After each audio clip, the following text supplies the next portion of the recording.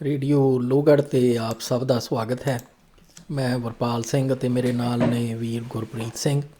ਸਾਡੇ ਦੋਹਾਂ ਵੱਲੋਂ ਵਾਹਿਗੁਰੂ ਜੀ ਕਾ ਖਾਲਸਾ ਵਾਹਿਗੁਰੂ ਜੀ ਕੀ ਫਤਿਹ।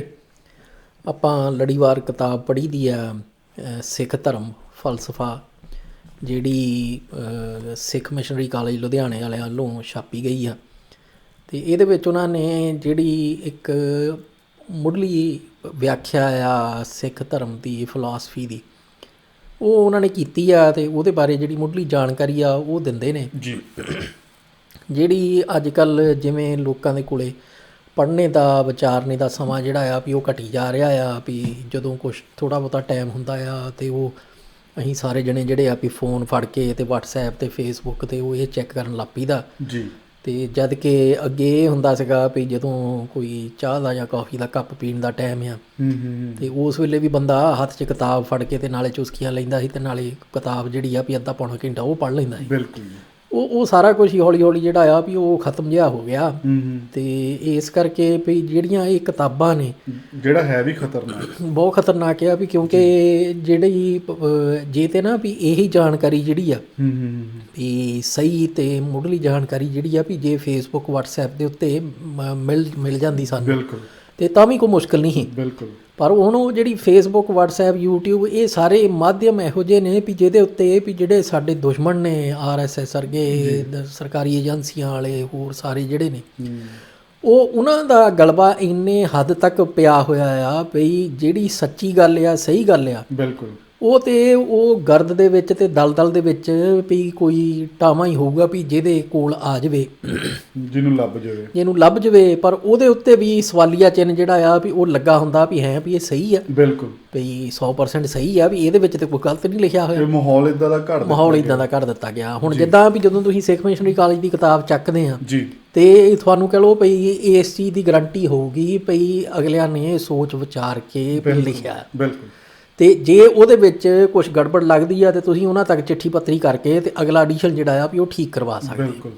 ਪਰ ਵਟਸਐਪ ਫੇਸਬੁੱਕ ਅਤੇ ਹੋਰ ਸਾਰਾ ਕੁਛ ਉਹ ਐਸਾ ਦਲਦਲ ਆ ਵੀ ਜਿਹਦੇ ਵਿੱਚ ਨਿੱਤ ਨਵਾਂ ਜਿਹੜਾ ਆ ਵੀ ਕੋਈ ਨਾ ਕੋਈ ਪੰਗਾ, ਕੋਈ ਝੂਠ, ਕੋਈ ਕਹਿ ਲਓ ਭਈ ਮਾੜੀ ਜਿਹੜੀ ਸੋਚ, ਅਫਵਾਹਾਂ, ਉਹ ਸਾਰੀਆਂ ਜਿਹੜੀਆਂ ਆ ਉਹ ਫੈਲਾਈਆਂ ਜਾ ਰਹੀਆਂ, ਪ੍ਰਚਾਰੀਆਂ ਜਾ ਰਹੀਆਂ। ਅਤੇ ਸਾਡੇ ਉੱਤੇ ਮਾਨਸਿਕ ਜਿਹੜੇ ਹਮਲੇ ਆ ਭਈ ਉਹ ਹਰ ਮਿੰਟ ਬਾਅਦ ਹੋ ਰਹੇ ਨੇ। ਬਿਲਕੁਲ ਜੀ, ਬਿਲਕੁਲ। ਅਤੇ ਇਸ ਕਰਕੇ ਵੀ ਇਹ ਜਿਹੜੀਆਂ ਕਿਤਾਬਾਂ ਨੇ ਵੀ ਇਹਨਾਂ ਨੂੰ ਵਿਚਾਰ ਕੇ ਅਤੇ ਜਿਹੜੇ ਇਹ ਮਾਧਿਅਮ ਨੇ ਵੀ ਇਹਨਾਂ ਦੇ ਵਿੱਚ ਦਲਦਲ ਦਾ ਅਸਰ ਜਿਹੜਾ ਵੀ ਉਹ ਘਟਾਉਣੇ ਲਈ ਵੀ ਬਹੁਤ ਜ਼ਰੂਰੀ ਹੋ ਗਿਆ ਹੈ ਇਹ ਕੰਮ ਕਰਨਾ। ਬਿਲਕੁਲ ਜੀ।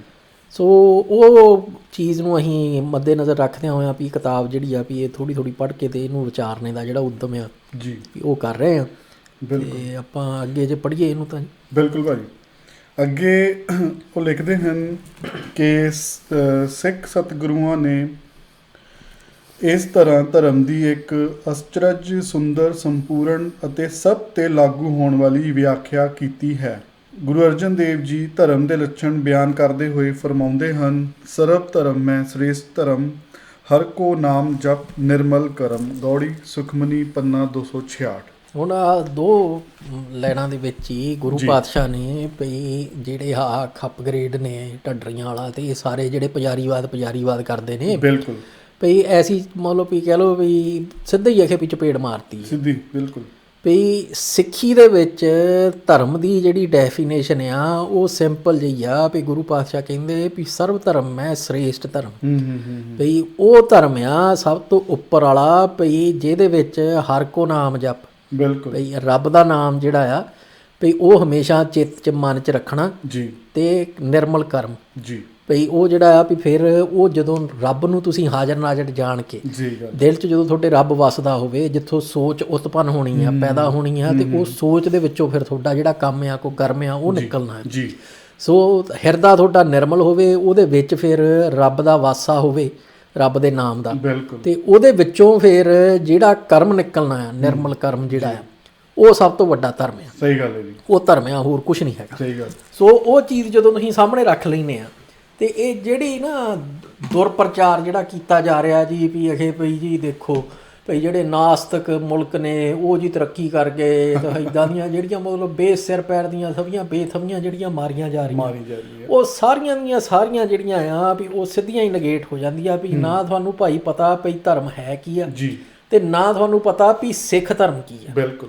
ਤੇ ਉੱਦਾਂ ਹੀ ਬੈਠੇ ਤੁਸੀਂ ਕਹਿ ਲਓ ਭਈ ਆਪਣੀ ਜਿਹੜੀ ਅਗਿਆਨਤਾ ਆ ਉਹਦੇ ਵਿੱਚੋਂ ਹੀ ਵੀ ਐਵੇਂ ਬੇਥਵੀਆਂ ਮਾਰ ਕੇ ਬਿਲਕੁਲ ਜਿਹੜੇ ਉਹੋ ਹੀ ਸੁਣਨੇ ਵਾਲੇ ਜਿਹੜੇ ਤੁਹਾਡੇ ਵਿਚਾਰੇ ਵੀ ਜਿਨ੍ਹਾਂ ਨੂੰ ਆਪ ਨੂੰ ਕੁਝ ਨਹੀਂ ਪਤਾ ਬਿਲਕੁਲ ਵੀ ਉਹ ਤੁਹਾਡੇ ਮਗਰ ਲੱਗ ਕੇ ਮੂਰਖ ਬਣੀ ਜਾਣ। ਸਹੀ ਗੱਲ ਹੈ ਜੀ। ਸੋ ਉਹ ਬਹੁਤ ਖਤਰਨਾਕ ਰੁਝਾਨ ਜਿਹੜਾ ਆ ਵੀ ਉਹ ਠੱਲ ਪਾਉਣ ਦੀ ਲੋੜ ਹੈ। ਬਿਲਕੁਲ ਭਾਜੀ। ਨਹੀਂ ਭਾਜੀ ਇਹਨਾਂ ਦਾ ਤਾਂ ਇੱਕੋ ਹੀ ਧਰਮ ਆ ਕਿ ਤੁਸੀਂ ਟਕਸਾਲ ਨੂੰ ਭੰਡੀ ਚੱਲੋ, ਟਕਸਾਲ ਬਾਰੇ ਬੋਲੀ ਚੱਲੋ, ਉਹੀ ਤੁਹਾਡਾ ਧਰਮ ਹੈ। ਤੇ ਉਹਦੇ ਜੇ ਤੁਸੀਂ ਟਕਸਾਲ ਨੂੰ ਭੰਡ ਰਹੇ ਆ ਜਾਂ ਟਕਸਾਲ ਬਾਰੇ ਬੋਲ ਰਹੇ ਆ ਤੇ ਤੁਸੀਂ ਸਭ ਤੋਂ ਵੱਡੇ ਧਰਮੀ ਹੈਗੇ ਆ ਹੈਨਾ ਜੀ। ਹੁਣ ਇਹਨਾਂ ਵਾਸਤੇ ਬਾਕੀ ਇਹ ਜਿਹੜੇ ਕਰਮਾਂ ਦੀ ਗੱਲ ਆ, ਜਿਹੜੇ ਗੁਰੂ ਸਾਹਿਬ ਨੇ ਵੀ ਕਿਹਾ ਕਿ ਨਿਰਮਲ ਕਰਮ ਹੈ ਨਾ, ਜਿਹੜਾ ਸਭ ਤੋਂ ਜਿਹੜਾ ਉੱਚਾ ਧਰਮ ਮੰਨਿਆ ਗਿਆ ਕਿ ਹਰ ਕੋ ਨਾਮ ਜਪ ਨਿਰਮਲ ਕਰਮ, ਇਹਨਾਂ ਵਾਸਤੇ ਉਹ ਚੀਜ਼ਾਂ ਮਾਇਨੇ ਨਹੀਂ ਰੱਖਦੀਆਂ। ਇਹਨਾਂ ਵਾਸਤੇ ਚੀਜ਼ਾਂ ਇਹ ਮਾਇਨੇ ਰੱਖਦੀਆਂ ਕਿ ਕਿਹੜਾ ਬੰਦਾ ਟਕਸਾਲ ਨੂੰ ਸਭ ਤੋਂ ਜ਼ਿਆਦਾ ਭੰਡ ਰਿਹਾ ਹੈ ਜਾਂ ਉਹਨਾਂ ਨੂੰ ਗਾਲਾਂ ਕੱਢ ਰਿਹਾ ਹੈ। ਆਪ ਧਰਮ ਦੇ ਨਾਂ ਦੇ ਉੱਤੇ ਆਪ ਉਹ ਸਾਰੇ ਪਖੰਡੇ ਲੋਕ ਕਰਦੇ ਨੇ, ਚਾਹੇ ਠੱਗੀਆਂ ਮਾਰਨ ਦੀ ਗੱਲ ਹੋ ਜੇ, ਚਾਹੇ ਪਰਾਇਆ ਰੂਪ ਤੱਕਣ ਦੀ ਗੱਲ ਹੋ ਜੇ, ਚਾਹੇ ਹੋਰ ਜਿੰਨੇ ਕੁਕਰਮ ਨੂੰ ਧਰਮ ਮੰਨਦਾ ਕਿ ਇਹ ਕੁਕਰਮ ਨੇ, ਇਹ ਧਰਮ ਦੇ ਦਾਇਰੇ ਦੇ ਵਿੱਚ ਨਹੀਂ ਆਉਂਦੇ, ਇਹ ਅਧਰਮੀ ਬੰਦਾ ਕਰਦਾ ਹੈ, ਉਹ ਸਾਰੇ ਇਹ ਆਪ ਕਰਦੇ ਫਿਰ ਸਾਰੇ ਆਪ ਕਰਦੇ। ਨਸ਼ਿਆਂ ਦੀ ਗੱਲ ਹੋ ਜੇ। ਵੱਡੀ ਗੱਲ ਇਹ ਆ ਭਈ ਜਿਹੜੀਆਂ ਚੀਜ਼ਾਂ ਨੂੰ ਟਕਸਾਲ ਦੇ ਵਿੱਚ ਹੋਣ ਕਰਕੇ ਟਕਸਾਲ ਨੂੰ ਕੰਡੈਮ ਕਰਦੇ ਆ, ਬਿਲਕੁਲ ਉਹ ਸਾਰੀਆਂ ਗੱਲਾਂ ਆਪ ਕਰਦੇ ਸਾਰੀਆਂ ਆਪ ਕਰਦੇ ਆ। ਗੁੰਡਾਗਰਦੀ, ਗਾਲਾਂ ਕੱਢਣੀਆਂ, ਹੋਰ ਸਾਰਾ ਕੁਝ ਜਿਹੜਾ ਆ ਉਹ ਆਪ ਕਰਨ ਦਾ। ਸਹੀ ਗੱਲ ਆ। ਸੋ ਫਿਰ ਮਤਲਬ ਵੀ ਜਿਹੜਾ ਕੋਈ ਸੁਣਨੇ ਵਾਲਾ ਵਿਚਾਰਨੇ ਵਾਲਾ ਆ ਉਹ ਜਿਹੜਾ ਟਕਸਾਲ ਨੂੰ ਮਾੜਾ ਸਮਝਦਾ ਉਹ ਇਹਨਾਂ ਨੂੰ ਚੰਗਾ ਕਿੱਦਾਂ ਸਮਝ ਸਕਦਾ? ਚੰਗਾ ਕਿੱਦਾਂ ਸਮਝਦਾ। ਔਰ ਕਲੇਮ ਇਹ ਕਰਦੇ ਕਿ ਅਸੀਂ ਤਾਂ ਗੁਰੂ ਨਾਨਕ ਸਾਹਿਬ ਦੇ ਗੁਰੂ ਚ, ਚਲੋ ਇਹ ਸ਼ਬਦ ਵਰਤਦੇ ਹੀ ਨਹੀਂਗੇ, ਗੁਰੂ ਨਾਨਕ ਸਾਹਿਬ ਦੇ ਸਭ ਤੋਂ ਨੇੜੇ ਆ ਅਸੀਂ। ਮਤਲਬ ਇਹੋ ਜਿਹੀ ਗੁੰਡਾਗਰਦੀ ਕਰਕੇ, ਬਕਵਾਸ ਕਰਕੇ, ਅਧਰਮੀਆਂ ਵਾਲੇ ਕੰਮ ਕਰਕੇ ਕਹਿੰਦੇ ਕਿ ਅਸੀਂ ਗੁਰੂ ਸਾਹਿਬ ਦੇ ਸਭ ਤੋਂ ਨੇੜੇ ਆ। ਯਾਨੀ ਕਿ ਇੱਥੇ ਵੀ ਉਹ ਸਾਈਕੀ ਕੰਮ ਕਰਦੀ ਨਾ, ਬਸ ਬੋਲੀ ਚੱਲੋ ਤੁਸੀਂ, ਕਰਮ ਤੁਹਾਡੇ ਜਿੱਦਾਂ ਦੇ ਮਰਜ਼ੀ ਹੁਣ ਤੁਸੀਂ ਬੋਲੀ ਚੱਲੋ ਕਿ ਅਸੀਂ ਤਾਂ ਜੀ ਬਹੁਤ ਵਧੀਆ ਆ, ਸਾਡੀ ਸੋਚ ਬਹੁਤ ਵਧੀਆ ਆ, ਅਸੀਂ ਤਾਂ ਸਾਰਾ ਜਿਹੜਾ ਸਮਾਜ ਆ ਨਾ ਉਹ ਸਾਡੇ ਵਿਚਾਰਾਂ ਨਾਲ ਹੀ ਅੱਗੇ ਵਧਣਾ ਆ। ਜੇ ਤੁਸੀਂ ਸਾਡੇ ਵਿਚਾਰ ਅਡਾਪਟ ਨਾ ਕੀਤੇ, ਕਈ ਵਾਰ ਤਾਂ ਇੱਕ ਹੋਰ ਵੀ ਹਾਸੋਹੀਣੀ ਗੱਲ ਸੁਣਨ ਚ ਆ ਜਾਂਦੀ ਹੈ ਇਹਨਾਂ ਖੱਪ ਗਰੇਡਾਂ ਵੱਲੋਂ, ਰਣਜੀਤ ਸਿੰਘ ਢੱਡਰੀਆਂ ਵਾਲੇ ਵੱਲੋਂ, ਕਿ ਭਾਈ ਜਿਹੋ ਜੀਆਂ ਮਨੌਤਾਂ ਤੁਸੀਂ ਮੰਨਦੇ ਆ, ਜੇ ਤੁਸੀਂ ਆਪਣੇ ਨਿਆਣਿਆਂ ਨੂੰ ਉਹਨਾਂ ਮਨੌਤਾਂ ਤੋਂ ਦੂਰ ਨਾ ਰੱਖਿਆ ਤੇ ਜਿਹੜਾ ਤੁਹਾਡਾ ਸਮਾਜ ਆ ਜਾਂ ਤੁਹਾਡੀ ਜਿਹੜੀ ਸਿੱਖੀ ਆ ਉਹ ਖਤਮ ਹੋ ਜਾਣੀ ਹੈ। ਤੇ ਮੈਨੂੰ ਕਈ ਵਾਰ ਹੁੰਦਾ, ਮੈਂ ਕਿਹਾ ਹੁਣ ਹਿੰਦੂਆਂ ਦੀਆਂ ਜਿਹੜੀਆਂ ਮਨੌਤਾਂ ਨੇ, ਹਿੰਦੂ ਧਰਮ ਦੇ ਵਿੱਚ ਜਿਹੜੀਆਂ ਮਨੌਤਾਂ ਨੇ, ਉਹ ਤਾਂ ਮਤਲਬ ਉਹ ਕਿਤੇ ਵੀ ਮਤਲਬ ਸਾਇੰਸ ਦੇ ਲਾਗੇ ਵੀ ਨਹੀਂ ਹੈਗੀਆਂ। ਸਾਇੰਸ ਕਿਆ ਜਿਹੜੀ ਕਾਮਨ ਸੈਂਸ ਦਾ ਰੋਲਾ ਪਾਉਂਦੇ ਨੇ ਉਹਦੇ ਵੀ ਲਾਗੇ ਨਹੀਂ ਹੈਗੀਆਂ। ਉਹ ਤਾਂ ਧਰਮ ਉਹ ਤਾਂ ਪ੍ਰਫੁੱਲਿਤ ਹੋਈ ਜਾ ਰਿਹਾ ਆ, ਉਹ ਤਾਂ ਸਾਰੇ ਪਾਸੇ ਪੂਰੇ ਵਰਲਡ 'ਚ ਫੈਲ ਰਿਹਾ ਹੈਗਾ। ਕਿਹੜਾ ਲੌਜਿਕ ਇਹ ਲਾ ਰਹੇ ਨੇ ਇੱਥੇ? ਬਿਲਕੁਲ ਨਹੀਂ, ਪਰ ਉਹ ਵੀ ਗੱਲ ਵੀ ਮਤਲਬ ਵੀ ਇਸ ਹਿਸਾਬ ਦੇ ਨਾਲ ਵੀ ਨਾ ਇਹ ਕਹਿੰਦੇ ਆ, ਦੱਸਦੇ ਆ ਭਈ ਕਿਹੜੀ ਗੱਲ ਆ ਸਿੱਖ ਧਰਮ ਦੀ ਜਿਹਨੂੰ ਤੁਸੀਂ ਕਹਿੰਦੇ ਆ ਵੀ ਸਿੱਖਾਂ ਨੂੰ ਛੱਡ ਦੇਣਾ ਚਾਹੀਦਾ। ਮਤਲਬ ਉਹੀ ਹੈ ਨਾ ਕਿ ਗੁਰੂ ਗ੍ਰੰਥ ਸਾਹਿਬ ਨੂੰ ਤੁਸੀਂ ਮੱਥਾ ਟੇਕਦੇ ਹੋ, ਤੁਸੀਂ ਪਿੱਛੇ ਰਹਿ ਜਾਣਾ ਆ, ਤੁਹਾਡਾ ਵਿਕਾਸ ਨਹੀਂ ਹੋਣਾ। ਉਹ ਸਾਰੀਆਂ ਕਹਿ ਲਓ ਭਈ ਜਾਣ ਬੁੱਝ ਕੇ ਭਈ ਜਿਹੜਾ ਦੁਰਪ੍ਰਚਾਰ ਹੈ ਨਾ, ਬਿਲਕੁਲ ਉਹ ਕੀਤਾ ਜਾ ਰਿਹਾ ਵੀ ਕਿਸੇ ਨੂੰ ਵਰਗਲਾਉਣ ਵਾਲਾ, ਜਿਹੜਾ ਉਹੀ ਗੱਲ ਭਈ ਧਰਮ ਤੋਂ ਦੂਰ ਕਰਨੇ ਵਾਲਾ। ਪਰ ਜਿਹੜਾ ਸਾਰਾ ਇਹਨਾਂ ਦਾ ਹੈਗਾ ਨਾ ਟੀਚਾ ਜਿਹੜਾ ਆ ਉਹ ਅਸਲ ਦੇ ਵਿੱਚ ਸਿੱਖ ਨੂੰ ਧਰਮ ਤੋਂ ਦੂਰ ਕਰਨਾ, ਧਰਮ ਤੋਂ ਤੋੜਨਾ ਹੀ। ਬਿਲਕੁਲ। ਤੇ ਜਿਹੜਾ ਰੋਲ ਇਹ ਨਿਭਾਉਂਦੇ ਨੇ ਜਾਂ ਜਿਹੜਾ ਕਹਿ ਲਓ ਭਈ ਜਿਹੜਾ ਹੈਗਾ ਨਾ ਵੀ ਹੱਥ ਕੰਡਾ ਜਿਹੜਾ ਅਪਣਾਉਂਦੇ ਨੇ, ਭਈ ਉਹ ਉਹੋ ਹੀ ਆ ਭਈ ਜਿੱਦਾਂ ਨਾ ਵੀ ਸਿਆਸਤ ਦੇ ਖੇਤਰ ਦੇ ਵਿੱਚ ਭਈ ਜਦੋਂ ਤੁਸੀਂ ਕਿਸੇ ਪਾਰਟੀ ਤੋਂ ਸੱਤਾ ਜਿਹੜੀ ਆ ਵੀ ਉਹ ਹਥਿਆਉਣੀ ਆ ਤੇ ਤੁਸੀਂ ਵਿਰੋਧੀ ਧਿਰ ਵਜੋਂ ਭਈ ਆਪਣੇ ਆਪ ਨੂੰ ਪੇਸ਼ ਕਰਦੇ। ਬਿਲਕੁਲ। ਭਈ ਜੋ ਕੁਛ ਕੋਈ ਕਹਿ ਰਿਹਾ ਆ ਭਈ ਉਹਦੇ ਜੇ ਸਰਕਾਰੀ ਧਿਰ ਜਿਹੜੀ ਆ ਵੀ ਉਹ ਕੁਛ ਕਹਿ ਰਹੀ ਹੈ ਕਿਸੇ ਦੇ ਹੱਕ 'ਚ ਆ, ਤੁਸੀਂ ਉਹਦੇ ਖਿਲਾਫ ਜਿਹੜੀ ਆ ਵੀ ਉਹ ਸਟੇਟਮੈਂਟ ਦੇਣੀ ਹੈ। ਹੁਣ ਇੱਥੇ ਤੁਸੀਂ ਇਹ ਸੋਚ ਕੇ ਵੇਖੋ ਵੀ ਇਹ ਗੁਰੂ ਗ੍ਰੰਥ ਸਾਹਿਬ ਦੇ ਖਿਲਾਫ, ਬਿਲਕੁਲ ਸਿੱਖਾਂ ਦੇ ਖਿਲਾਫ, ਸਿੱਖ ਇਤਿਹਾਸ ਦੇ ਖਿਲਾਫ, ਜਿੰਨੇ ਵੀ ਸਿੱਖ ਧਰਮ ਦੇ ਜਿਹੜੇ ਵੀ ਪੱਖ ਨੇ, ਸਿੱਖ ਕੌਮ ਦੇ ਜਿਹੜੇ ਪੱਖ ਨੇ, ਉਹਨਾਂ ਸਾਰਿਆਂ ਦੇ ਖਿਲਾਫ ਭੁਗਤਦੇ ਨੇ। ਬਿਲਕੁਲ। ਇਹਦਾ ਮਤਲਬ ਆ ਵੀ ਇਹ ਸਿੱਖ ਕੌਮ ਦੇ ਸ਼ਰੀਕ ਬਣ ਕੇ ਵਿਚਰ ਰਹੇ ਨੇ, ਸਿੱਖ ਕੌਮ ਦੇ ਵਿਰੋਧੀ ਵਜੋਂ ਵਿਚਰ ਰਹੇ ਨੇ। ਤੇ ਉਹ ਸਾਰਾ ਕੁਝ ਜਿਹੜਾ ਆ ਵੀ ਉਹ ਸਾਨੂੰ ਦਿਮਾਗ 'ਚ ਰੱਖਣੇ ਦੀ ਲੋੜ ਆ ਵੀ ਇਹਨਾਂ ਦਾ ਟੀਚਾ ਕੀ ਹੈ ਇਹ 'ਚੋਂ ਹਾਸਲ ਕਰਨਾ। ਤੇ ਜਿਹੜਾ ਤੁਸੀਂ ਸ਼ਬਦ ਕਹਿਣ ਤੋਂ ਗੁਰੇਜ਼ ਕੀਤਾ ਆ ਜਦੋਂ ਇਹ ਗੁਰੂ ਨਾਨਕ ਪਾਤਸ਼ਾਹ ਬਾਰੇ ਗੱਲ ਕਰਦੇ ਆ, ਉਹਦੇ ਬਾਰੇ ਵੀ ਆਪਾਂ ਵੀ ਕਿਸੇ ਦਿਨ ਵੀ ਵਿਸਤਾਰ ਦੇ ਵਿੱਚ ਪ੍ਰੋਗਰਾਮ ਕਰ ਲਾਂਗੇ, ਜਾਂ ਲੇਖ ਕੋਈ ਜਿਹੜਾ ਆ ਵੀ ਜੇ ਸਮਾਂ ਲੱਗਿਆ ਤੇ ਉਹ ਲਿਖ ਕੇ ਤੇ ਆਪਾਂ ਆਪਣੇ ਜਿਹੜਾ ਰੇਡੀਓ ਲੋਹਗੜ੍ਹ ਦਾ ਪੇਜ ਆ ਵੀ ਉਹਦੇ ਉੱਤੇ ਪਾ ਦਾਂਗੇ। ਭਈ ਗੁਰੂ ਆਪਣਾ ਭਗਤ ਨਾ ਆਪਣੇ ਭਾਈ ਗੁਰਦਾਸ ਜੀ ਤੋਂ ਜੀ ਤੇ ਭਾਈ ਨੰਦ ਲਾਲ ਜੀ ਤੋਂ, ਜੀ ਦੋਵਾਂ ਦੇ ਕੋਲੇ ਇਹ ਸਵਾਲ ਹੁੰਦਾ ਆ ਹੂੰ ਭਈ ਗੁਰੂ ਨਾਨਕ ਪਾਤਸ਼ਾਹ ਨੂੰ, ਗੁਰੂ ਨੂੰ ਤੁਸੀਂ ਕਿਵੇਂ ਵੇਖਦੇ ਆ, ਹੂੰ ਕਿਵੇਂ ਸੰਬੋਧਨ ਹੋਣਗੇ। ਜੀ ਤੇ ਉਹ ਜਿਸ ਹਿਸਾਬ ਦੇ ਨਾਲ ਨਾ ਇਸ ਚੀਜ਼ ਦੀ ਵਿਆਖਿਆ ਕਰਦੇ ਆ ਤੇ ਜਵਾਬ ਦਿੰਦੇ ਆ, ਹੂੰ ਭਾਈ ਨੰਦ ਲਾਲ ਵੀ ਭਾਈ ਗੁਰਦਾਸ ਜੀ ਵੀ। ਜੀ ਜੀ ਉਹ ਆਪਣੀ ਮਤਲਬ ਭਈ ਜਿਹੜੀ ਹੈਗੀ ਨਾ ਦੂਸਰੀ ਇੱਕ ਤਰ੍ਹਾਂ ਨਾਲ ਕਹ ਲਓ ਵੀ ਹੈਲਪਲੈਸਨੈਸ ਜਿਹੜੀ ਆ, ਹੂੰ ਭਈ ਉਹਨੂੰ ਜਾਂ ਆਪਣੀ ਅਸਮਰਥਾ ਜਿਹੜੀ ਆ ਭਈ ਉਹਨੂੰ ਵਿਖਿਆਨ ਕਰਦੇ ਆ ਵੀ ਉਹ ਕਹਿੰਦੇ ਵੀ ਮੇਰੀ ਔਕਾਤ ਹੈ ਨਹੀਂ ਭਈ ਮੈਂ ਗੁਰੂ ਦੀ ਤਾਰੀਫ ਕਰ ਸਕਾਂ, ਭਈ ਗੁਰੂ ਦੇ ਨਾਮ ਨੂੰ ਮੈਂ ਐਕਸਪਲੇਨ ਕਰ ਸਕਾਂ ਭਈ ਉਹਦਾ ਮੇਰੇ ਲਈ ਮਤਲਬ ਕੀ ਆ। ਬਿਲਕੁਲ ਜੀ ਬਿਲਕੁਲ। ਤੇ ਉਹ ਜਿਹੜਾ ਨਾ ਵੀ ਉਹ ਪੜ੍ਹਨੇ ਵਾਲਾ ਆ ਵੀ ਉਹ ਭਾਈ ਗੁਰਦਾਸ ਜੀ ਦਾ ਵੀ ਤੇ ਭਾਈ ਨੰਦ ਲਾਲ ਦਾ ਵੀ। ਜੀ ਸਹੀ ਗੱਲ। ਭਈ ਜਿੱਥੋਂ ਪਤਾ ਲੱਗਦਾ ਆ ਵੀ ਗੁਰੂ ਦਾ ਦਰਜਾ ਕੀ ਆ ਸਿੱਖ ਦਾ ਲਈ। ਦਰਜਾ ਕੀ ਆ। ਤੇ ਜਿਹੜੀ ਇਹ ਬਕਵਾਸ ਕਰਦੇ ਨੇ ਭਈ ਉਹ ਤੇ ਮਤਲਬ ਭਈ ਇਹ ਐਸੇ ਘਟੀਆ ਪੱਧਰ ਦੇ ਉੱਤੇ ਜੀਣਦੇ ਨੇ ਇਹ ਬੰਦੇ ਬਹੁਤ ਜੀ, ਔਰ ਜਿਸ ਪੱਧਰ ਦੇ ਉੱਤੇ ਆਪ ਜੀਣਦੇ ਨੇ ਉਸੇ ਪੱਧਰ ਦੇ ਉੱਤੇ ਹੀ ਸਾਰਾ ਕੁਝ ਜਿਹੜਾ ਆ ਉਹ ਖਿੱਚ ਕੇ ਤੇ ਸੁੱਟ ਕੇ ਉਸ ਥਾਂ ਦੇ ਉੱਤੇ ਲੈ ਕੇ ਆਉਣਾ ਚਾਹੁੰਦੇ ਤੇ ਇਹ ਸਾਡੀ ਡਿਊਟੀ ਬਣਦੀ ਆ ਸਾਰਿਆਂ ਦੀ ਵੀ ਅਸੀਂ ਇਹਨਾਂ ਦੀਆਂ ਇਹ ਜਿਹੜੀਆਂ ਹਰਕਤਾਂ ਨੇ ਤੇ ਜਿਹੜੇ ਇਹਨਾਂ ਦੇ ਇਹ ਕੰਮ ਨੇ ਵੀ ਇਹਨਾਂ ਨੂੰ ਨਾਕਾਮ ਕਰੀਏ। ਬਿਲਕੁਲ ਜੀ ਬਿਲਕੁਲ। ਸੋ ਉਹ ਚੀਜ਼ ਦਾ ਧਿਆਨ ਰੱਖਣਾ ਚਾਹੀਦਾ। ਉਹੀ ਹੈ ਭਾਜੀ, ਜੇ ਜਦੋਂ ਨਾ ਅਸੀਂ ਇਹਨਾਂ ਦਾ ਟੀਚਾ ਸਮਝ ਲਿਆ, ਜਿਸ ਦਿਨ ਸਾਨੂੰ ਇਹ ਗੱਲ ਕਲਿੱਕ ਹੋ ਗਈ ਕਿ ਇਹਨਾਂ ਗੁਰੂ ਦੇ ਸ਼ਰੀਕਾਂ ਦਾ, ਸਿੱਖ ਕੌਮ ਦੇ ਦੋਖੀਆਂ ਦਾ ਟੀਚਾ ਕੀ ਹੈਗਾ ਆ, ਸਾਨੂੰ ਸਾਰੀ ਪਿਕਚਰ ਕਲੀਅਰ ਹੋ ਜਾਣੀ ਹੈਗੀ ਹੈ ਕਿ ਇਹ ਪ੍ਰਾਪਤ ਕੀ ਕਰਨਾ ਚਾਹੁੰਦੇ ਹੈਗੇ, ਕਿੱਦਾਂ ਸਿੱਖ ਨੌਜਵਾਨੀ ਨੂੰ ਸਿੱਖੀ ਤੋਂ ਦੂਰ ਲੈ ਕੇ ਜਾ ਰਹੇ ਆ, ਕਿਸ ਤਰੀਕੇ ਦੇ ਨਾਲ ਆਪਣਾ ਜਿਹੜਾ ਇੱਕ ਸ਼ਬਦੀ ਜਾਲ ਬੁਣ ਕੇ ਧਰਮ ਦੇ ਆੜ ਦੇ ਵਿੱਚ ਲੋਕਾਂ ਨੂੰ ਸਿੱਖ ਧਰਮ ਦੇ ਖਿਲਾਫ ਭੜਕਾ ਰਹੇ ਆ। ਲੋਕਾਂ ਨੂੰ ਕਹਿ ਲਈਏ ਜਾਂ ਸਿੱਖ ਨੌਜਵਾਨੀ ਨੂੰ ਕਹਿ ਲਈਏ ਕਿ ਉਹ ਸਿੱਖ ਨੌਜਵਾਨੀ ਨੂੰ ਸਿੱਖ ਧਰਮ ਦੇ ਖਿਲਾਫ ਹੀ ਭੜਕਾ ਰਹੇ ਆ। ਕਿਉਂਕਿ ਉਹ ਹੁਣ ਪ੍ਰੋਬਲਮ ਫਿਰ ਬਾਰ-ਬਾਰ ਉੱਥੇ ਹੀ ਆ ਜਾਂਦੀ ਨਾ ਭਾਜੀ, ਅਸੀਂ ਕਈ ਵਾਰ ਇਹ ਗੱਲ ਆਪਣਾ ਪ੍ਰੋਗਰਾਮਾਂ 'ਚ ਕਰ ਚੁੱਕੇ ਹਾਂ ਕਿ ਪ੍ਰੋਬਲਮ ਉੱਥੇ ਹੀ ਆ ਜਾਂਦੀ ਕਿ ਉਹਨਾਂ ਨੌਜਵਾਨਾਂ ਨੂੰ ਆਪਣੇ ਧਰਮ ਬਾਰੇ ਨੌਲੇਜ ਦੀ ਘਾਟ ਹੋਣ ਕਰਕੇ ਉਹ ਇਹਨਾਂ ਦੇ ਜਾਲ 'ਚ ਫਸ ਜਾਂਦੇ ਨੇ।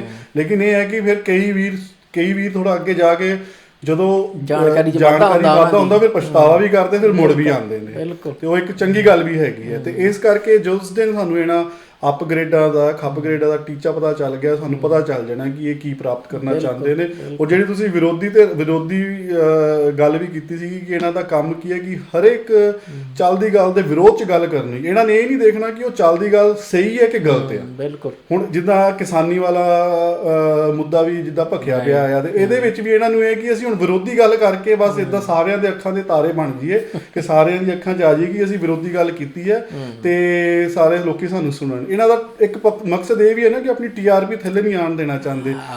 ਉਸ ਵਿਸ਼ੇ ਬਾਰੇ ਕੋਈ ਨੌਲੇਜ ਨਹੀਂ ਇਹਨਾਂ ਨੂੰ, ਉੱਥੇ ਬਹਿ ਕੇ ਵੀ ਬੱਕੜਵਾ ਕਰੀ ਜਾਂਦੇ ਕਿ ਜੀ ਇਹ ਤਾਂ ਭਲਾਈ ਦਾ ਹੈਗਾ, ਭਲਾਈ ਦੇ ਹੈਗੇ ਆ, ਵਿਕਾਸ ਦੇ। ਸ਼ੁਰੂ ਤੋਂ ਹੀ ਇਦਾਂ ਹੀ ਕਰਦੇ ਆਏ ਆ, ਭਾਵੇਂ ਉਹ ਲੈ ਲਓ ਟਾਈਮ ਵੀ ਜਦੋਂ ਦੂਸਰਾ ਜਿਹੜਾ ਗੁਰਬਖਸ਼ ਸਿੰਘ ਸੀਗਾ ਉਹ ਭੁੱਖ ਹੜਤਾਲ ਤੇ ਬੈਠਾ ਭਈ ਉਹ ਤੋਂ ਬਾਅਦ ਫਿਰ ਮਤਲਬ ਸਾਰੇ ਜਿੰਨੇ ਤੁਸੀਂ ਐ ਥੱਲੇ ਤੱਕ ਆ ਜਾਓ। ਉਹ ਜਦੋਂ ਆਪਣਾ ਹਰਜੀਤ ਸਿੰਘ ਸੱਜਣ ਗਿਆ ਆ ਉੱਥੇ ਇੰਡੀਆ ਦੇ ਦੌਰੇ ਦੇ ਉੱਤੇ, ਉਹਦੇ ਖਿਲਾਫ ਬਕਵਾਸ ਕਰ ਦਿੱਤੀ, ਰਵੀ ਸਿੰਘ ਖਾਲਸੇ ਦੇ ਖਿਲਾਫ ਬਕਵਾਸ ਕਰ ਦਿੱਤੀ।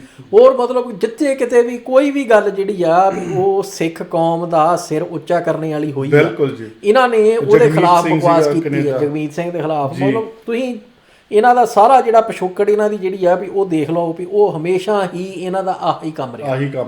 ਸੋ ਇਸ ਕਰਕੇ ਭਈ ਇਹ ਇਸ ਵੇਲੇ ਤੇ ਹੁਣ ਕੋਈ ਸ਼ੱਕ ਰਿਹਾ ਹੀ ਨਹੀਂਗਾ ਵੀ ਇਹ ਸਿੱਖ ਕੌਮ ਦੇ ਨਾਲ ਇਹਨਾਂ ਦਾ ਰਿਸ਼ਤਾ ਹੈ ਕੀ ਆ। ਇਸ ਵੇਲੇ ਦੁਸ਼ਮਣੀ ਵਾਲਾ ਇਹਨਾਂ ਨੇ ਬਣਾਇਆ ਹੋਇਆ। ਨਹੀਂ ਫਿਰ ਦੇਖੋ ਇਹ ਸਵਾਰਥੀ ਐਡੇ ਆ, ਇਹ ਕਹਿ ਲਓ ਕਿ ਬੇਈਮਾਨ ਏਡੇ, ਕਮੀਨੇ ਏਡੇ, ਜਦੋਂ ਮੌਕਾ ਆਉਂਦਾ ਫਿਰ ਗੁਰੂ ਸਾਹਿਬ ਕਰਨ ਲੱਗ ਜਾਂਦੇ, ਗੁਰੂ ਗ੍ਰੰਥ ਨੂੰ ਵੀ ਗੁਰੂ ਮੰਨਣ ਲੱਗ ਜਾਂਦੇ, ਫਿਰ ਕਹਿੰਦੇ ਇਹ ਤਾਂ ਜੁਗੋ ਜੁਗ ਅਟਲ ਆ ਜੀ ਗੁਰੂ ਸਾਹਿਬ ਦਾ। ਉਹ ਮਤਲਬ ਮੌਕੇ ਦੇ ਮੁਤਾਬਕ ਹੁੰਦਾ ਨਾ ਵੀ ਜਿੱਦਾਂ ਜਦੋਂ ਨਿਰੰਕਾਰੀਆਂ ਦੀ ਗੱਲ ਹੋਈ ਸੀ ਜੀ, ਨਿਰੰਕਾਰੀਆਂ ਨੇ ਜਦੋਂ 78 ਵਾਲਾ ਕਾਂਡ ਕੀਤਾ ਆ ਜੀ, ਉਹ ਤੋਂ ਬਾਅਦ ਕੌਮ ਜਿਹੜੀ ਆ ਉਹ ਫਿਰ ਉਹਨਾਂ ਦੇ ਨਾਲ ਸਿੱਧੀ ਹੋ ਗਈ ਵੀ ਉਸ ਹਿਸਾਬ ਦੇ ਨਾਲ ਵੀ ਜਿਹੜੀਆਂ ਉਹਨਾਂ ਦੀਆਂ ਲਿਖਤਾਂ ਸੀਗੀਆਂ ਤੇ ਹੋਰ ਜਿਹੜੀ ਉਹਨਾਂ ਦੀ ਬਕਵਾਸ ਸੀਗੀ ਉਹ ਬਕਾਇਦਾ ਨਾ ਫਿਰ ਵੀ ਲਿਖਤ ਦੇ ਵਿੱਚ ਆ ਗਈ ਵੀ ਭਾਈ ਵੀ ਆਹ ਬੰਦੇ ਇਹ ਬਕਵਾਸ ਕਰ ਰਹੇ ਨੇ। ਬਿਲਕੁਲ ਜੀ। ਤੇ ਉਹ ਬਾਬੇ ਨੇ ਨਾ ਉਹਨਾਂ ਦੇ ਨੇ ਫਿਰ ਜਦੋਂ ਆਪਣੀ ਸਫਾਈ ਪੇਸ਼ ਕੀਤੀ ਜੀ, ਉਹਦੇ ਵਿੱਚ ਉਹ ਸਾਰਾ ਕੁਝ ਹੀ ਕਹੀ ਗਿਆ। ਸਹੀ ਗੱਲ ਹੈ ਭਾਈ ਜੀ। ਨਾ ਅਸੀਂ ਤੇ ਦੇਖੋ ਜੀ ਵੀ ਗੁਰੂ ਗ੍ਰੰਥ ਸਾਹਿਬ ਦਾ ਸਤਿਕਾਰ ਹੀ ਬਹੁਤ ਕਰਦੇ ਹਾਂ, ਅਸੀਂ ਤਾਂ ਗੁਰੂ ਪਾਤਸ਼ਾਹ ਨੇ ਜੋ ਸਿੱਖਿਆਵਾਂ ਦਿੱਤੀਆਂ ਅਸੀਂ ਤਾਂ ਉਹਨਾਂ ਨੂੰ ਲਾਗੂ ਕਰਦੇ ਹਾਂ ਬਕਾਇਦਾ ਪ੍ਰੈਕਟੀਕਲੀ। ਤੇ ਉਹਨਾਂ ਨੇ ਫਿਰ ਜਿਹੜੇ ਸਾਡੇ ਕਹਿ ਲਓ ਵੀ ਵੱਡੇ ਵਡੇਰੇ ਸੀਗੇ ਵੀ ਉਹਨਾਂ ਨੇ ਫਿਰ ਉਹਦੀਆਂ ਜਿਹੜੀਆਂ ਇਹ ਸਟੇਟਮੈਂਟਾਂ ਸੀਗੀਆਂ ਭਈ ਉਹ ਸਾਹਮਣੇ ਰੱਖ ਕੇ ਤੇ ਜਿਹੜੀ ਉਹਦੀ ਪਹਿਲਾਂ ਵਾਲੀ ਬਕਵਾਸ ਸੀਗੀ ਸਾਰੀ ਉਹ ਨਾਲ ਥੱਲੇ ਲਿਖ ਦਿੱਤੀ ਵੀ ਹੁਣ ਇਹ ਆ ਕਹਿਣ ਦਿਆ ਆ। ਅਸਲ ਦੇ ਵਿੱਚ ਪਹਿਲਾਂ ਆ ਇਹਦੇ ਨਾਂ ਦੇ ਥੱਲੇ ਛਪਿਆ ਹੋਇਆ ਆ ਸਭ ਕੁਝ ਇਹਦੀਆਂ ਸਟੇਟਮੈਂਟਾਂ ਜਿਹੜੀਆਂ ਆ ਉਹ ਔਨ ਦਾ ਰਿਕਾਰਡ ਹੈਗੀਆਂ। ਉਹੀ ਕੰਮ ਇਹਨਾਂ ਦਾ ਆ। ਜਦੋਂ ਕਹਿ ਲਓ ਵੀ ਸੇਕ ਪਹੁੰਚਦਾ ਆ ਇਹਨਾਂ ਤੱਕ ਤੇ ਉਸ ਵੇਲੇ ਦਵਾ ਦਾ ਵਖੇ ਰੰਗ ਬਦਲ ਕੇ ਤੇ ਦੁਬਾਰਾ ਆਖੇ ਵੀ ਗੁਰੂ ਪਾਤਸ਼ਾਹ, ਗੁਰੂ ਦਾ ਸਤਿਕਾਰ, ਉਹ ਸਾਰਾ ਕੁਝ ਜਿਹੜਾ ਆ ਵੀ ਉਹ ਫੇਰ ਦੁਬਾਰਾ ਸ਼ੁਰੂ ਹੋ ਜਾਂਦਾ। ਨਹੀਂ ਭਾਜੀ, ਇਹਨਾਂ ਦਾ ਕਪੂਰ ਹੀ ਕਹਿੰਦਾ ਆ, ਅਸੀਂ ਨਹੀਂ ਕਹਿੰਦੇ। ਇਹਨਾਂ ਦਾ ਕਪੂਰ ਕਹਿੰਦਾ ਕਿ ਜਿਹੜਾ ਸਵਾਰਥੀ ਬੰਦਾ ਹੈ ਨਾ ਉਹ ਕਿਸੇ ਦਾ ਸਕਾ ਨਹੀਂ ਹੁੰਦਾ, ਉਹ ਸਿਰਫ ਆਪਣੇ ਸਵਾਰਥ ਦਾ ਸਕਾ ਹੁੰਦਾ ਹੈ। ਜਿੱਥੋਂ ਵੀ ਉਹਦੇ ਸਵਾਰਥ ਦੀ ਪੂਰਤੀ ਹੁੰਦੀ ਹੈ ਨਾ ਇਹ ਉਹਨੂੰ ਆਪਣੇ ਆਪ ਨੂੰ ਉਹਦੇ ਨਾਲ ਜੋੜ ਲੈਂਦੇ। ਤੇ ਜਦੋਂ ਸਵਾਰਥ ਪੂਰਾ ਹੋ ਗਿਆ ਤੇ ਫਿਰ ਆਪਣੇ ਆਪ ਨੂੰ ਉਹਨੂੰ ਤੋੜ ਕੇ ਤੇ ਬਲੇਮ ਉੱਤੇ ਹੀ ਕਰਨ ਲੱਗ ਜਾਂਦੇ ਕਿ ਇਹ ਬੰਦਾ ਬੇਈਮਾਨ ਹੈ, ਇਹ ਬੰਦਾ ਕਮੀਨਾ। ਜਦ ਕਮੀਨਗੀ ਬੇਈਮਾਨੀ ਇਹਨਾਂ ਦੀ ਆਪ ਦੀ ਹੁੰਦੀ ਹੈ। ਬਿਲਕੁਲ ਹੈਨਾ।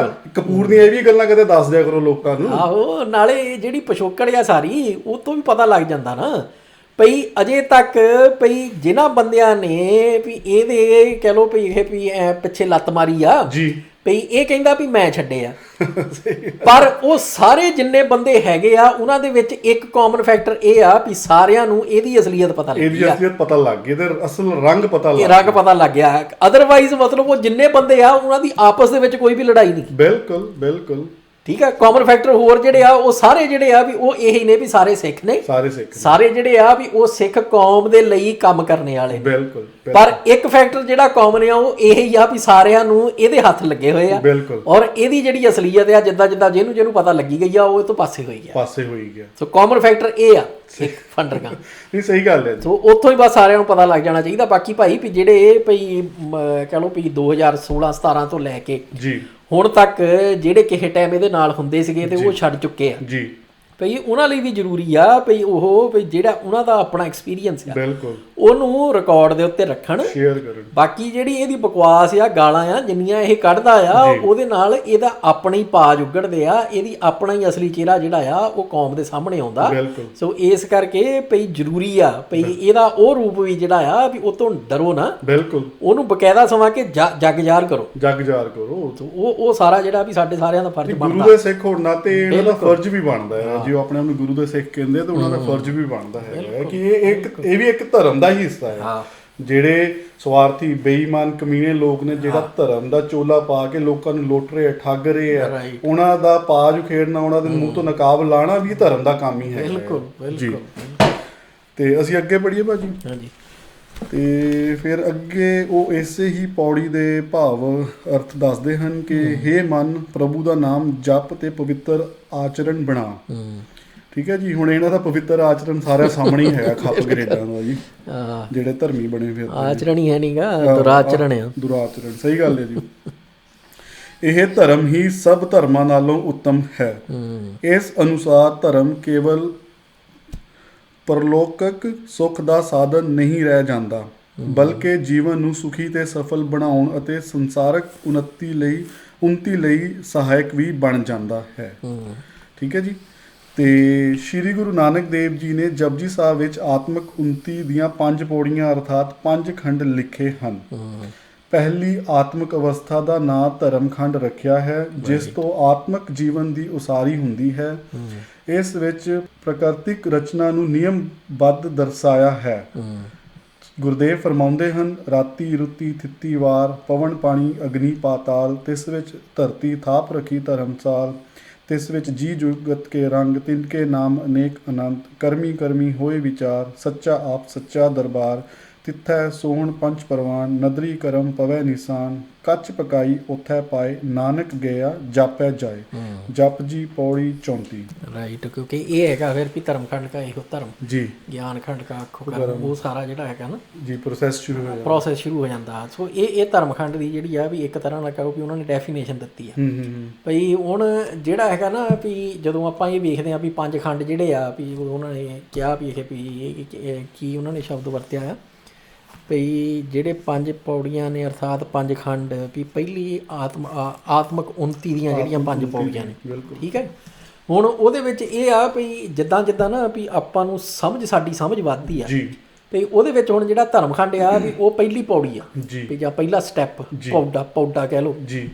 ਤੇ ਉਹਦੇ ਵਿੱਚ ਉਹ ਇਸ ਹਿਸਾਬ ਦੇ ਨਾਲ ਆ ਵੀ ਜਦੋਂ ਤੁਸੀਂ ਮੰਨ ਲਓ ਵੀ ਰੱਬ ਬਾਰੇ ਤੁਹਾਡੀ ਸਮਝ ਹੈ ਨਹੀਂ, ਬਿਲਕੁਲ ਵੀ ਤੁਹਾਨੂੰ ਕੋਈ ਮਤਲਬ ਕੰਕਰੀਟ ਜਿਹੜੀ ਆ ਵੀ ਉਹ ਪਿਕਚਰ ਨਹੀਂ ਬਣੀ ਹੋਈ ਪਿਕਚਰ ਨਹੀਂ ਹੈਗੀ ਆ। ਤੇ ਉਹਦੇ ਵਿੱਚ ਜਿੱਦਾਂ ਜਿੱਦਾਂ ਤੁਸੀਂ ਨਾ ਆਲਾ ਦੁਆਲਾ ਵੇਖਦੇ ਆ ਵਿਚਾਰਦੇ ਆ ਤੇ ਉਹ ਦਿਮਾਗ ਦੇ ਵਿੱਚ ਸਵਾਲ ਇਹ ਪੈਦਾ ਹੋਣਾ ਲਾਜ਼ਮੀ ਆ ਵੀ ਜਿੱਥੇ ਤੁਹਾਡੇ ਇਹ ਆਵੇ ਦਿਮਾਗ 'ਚ ਵੀ ਇਹ ਬਣਾਇਆ ਕਿਹਨੇ। ਬਿਲਕੁਲ। ਵੀ ਜੇ ਗਾਂ ਜਿਹੜੀ ਆ ਵੀ ਉਹਦੀਆਂ 4 ਲੱਤਾਂ ਨੇ, ਪੂੰਛ ਆ, ਸਿੰਘ ਨੇ, ਵੀ ਉਹ ਇਦਾਂ ਕਿਉਂ ਬਣਾਏ, ਕਿਹਨੇ ਬਣਾਏ ਆ।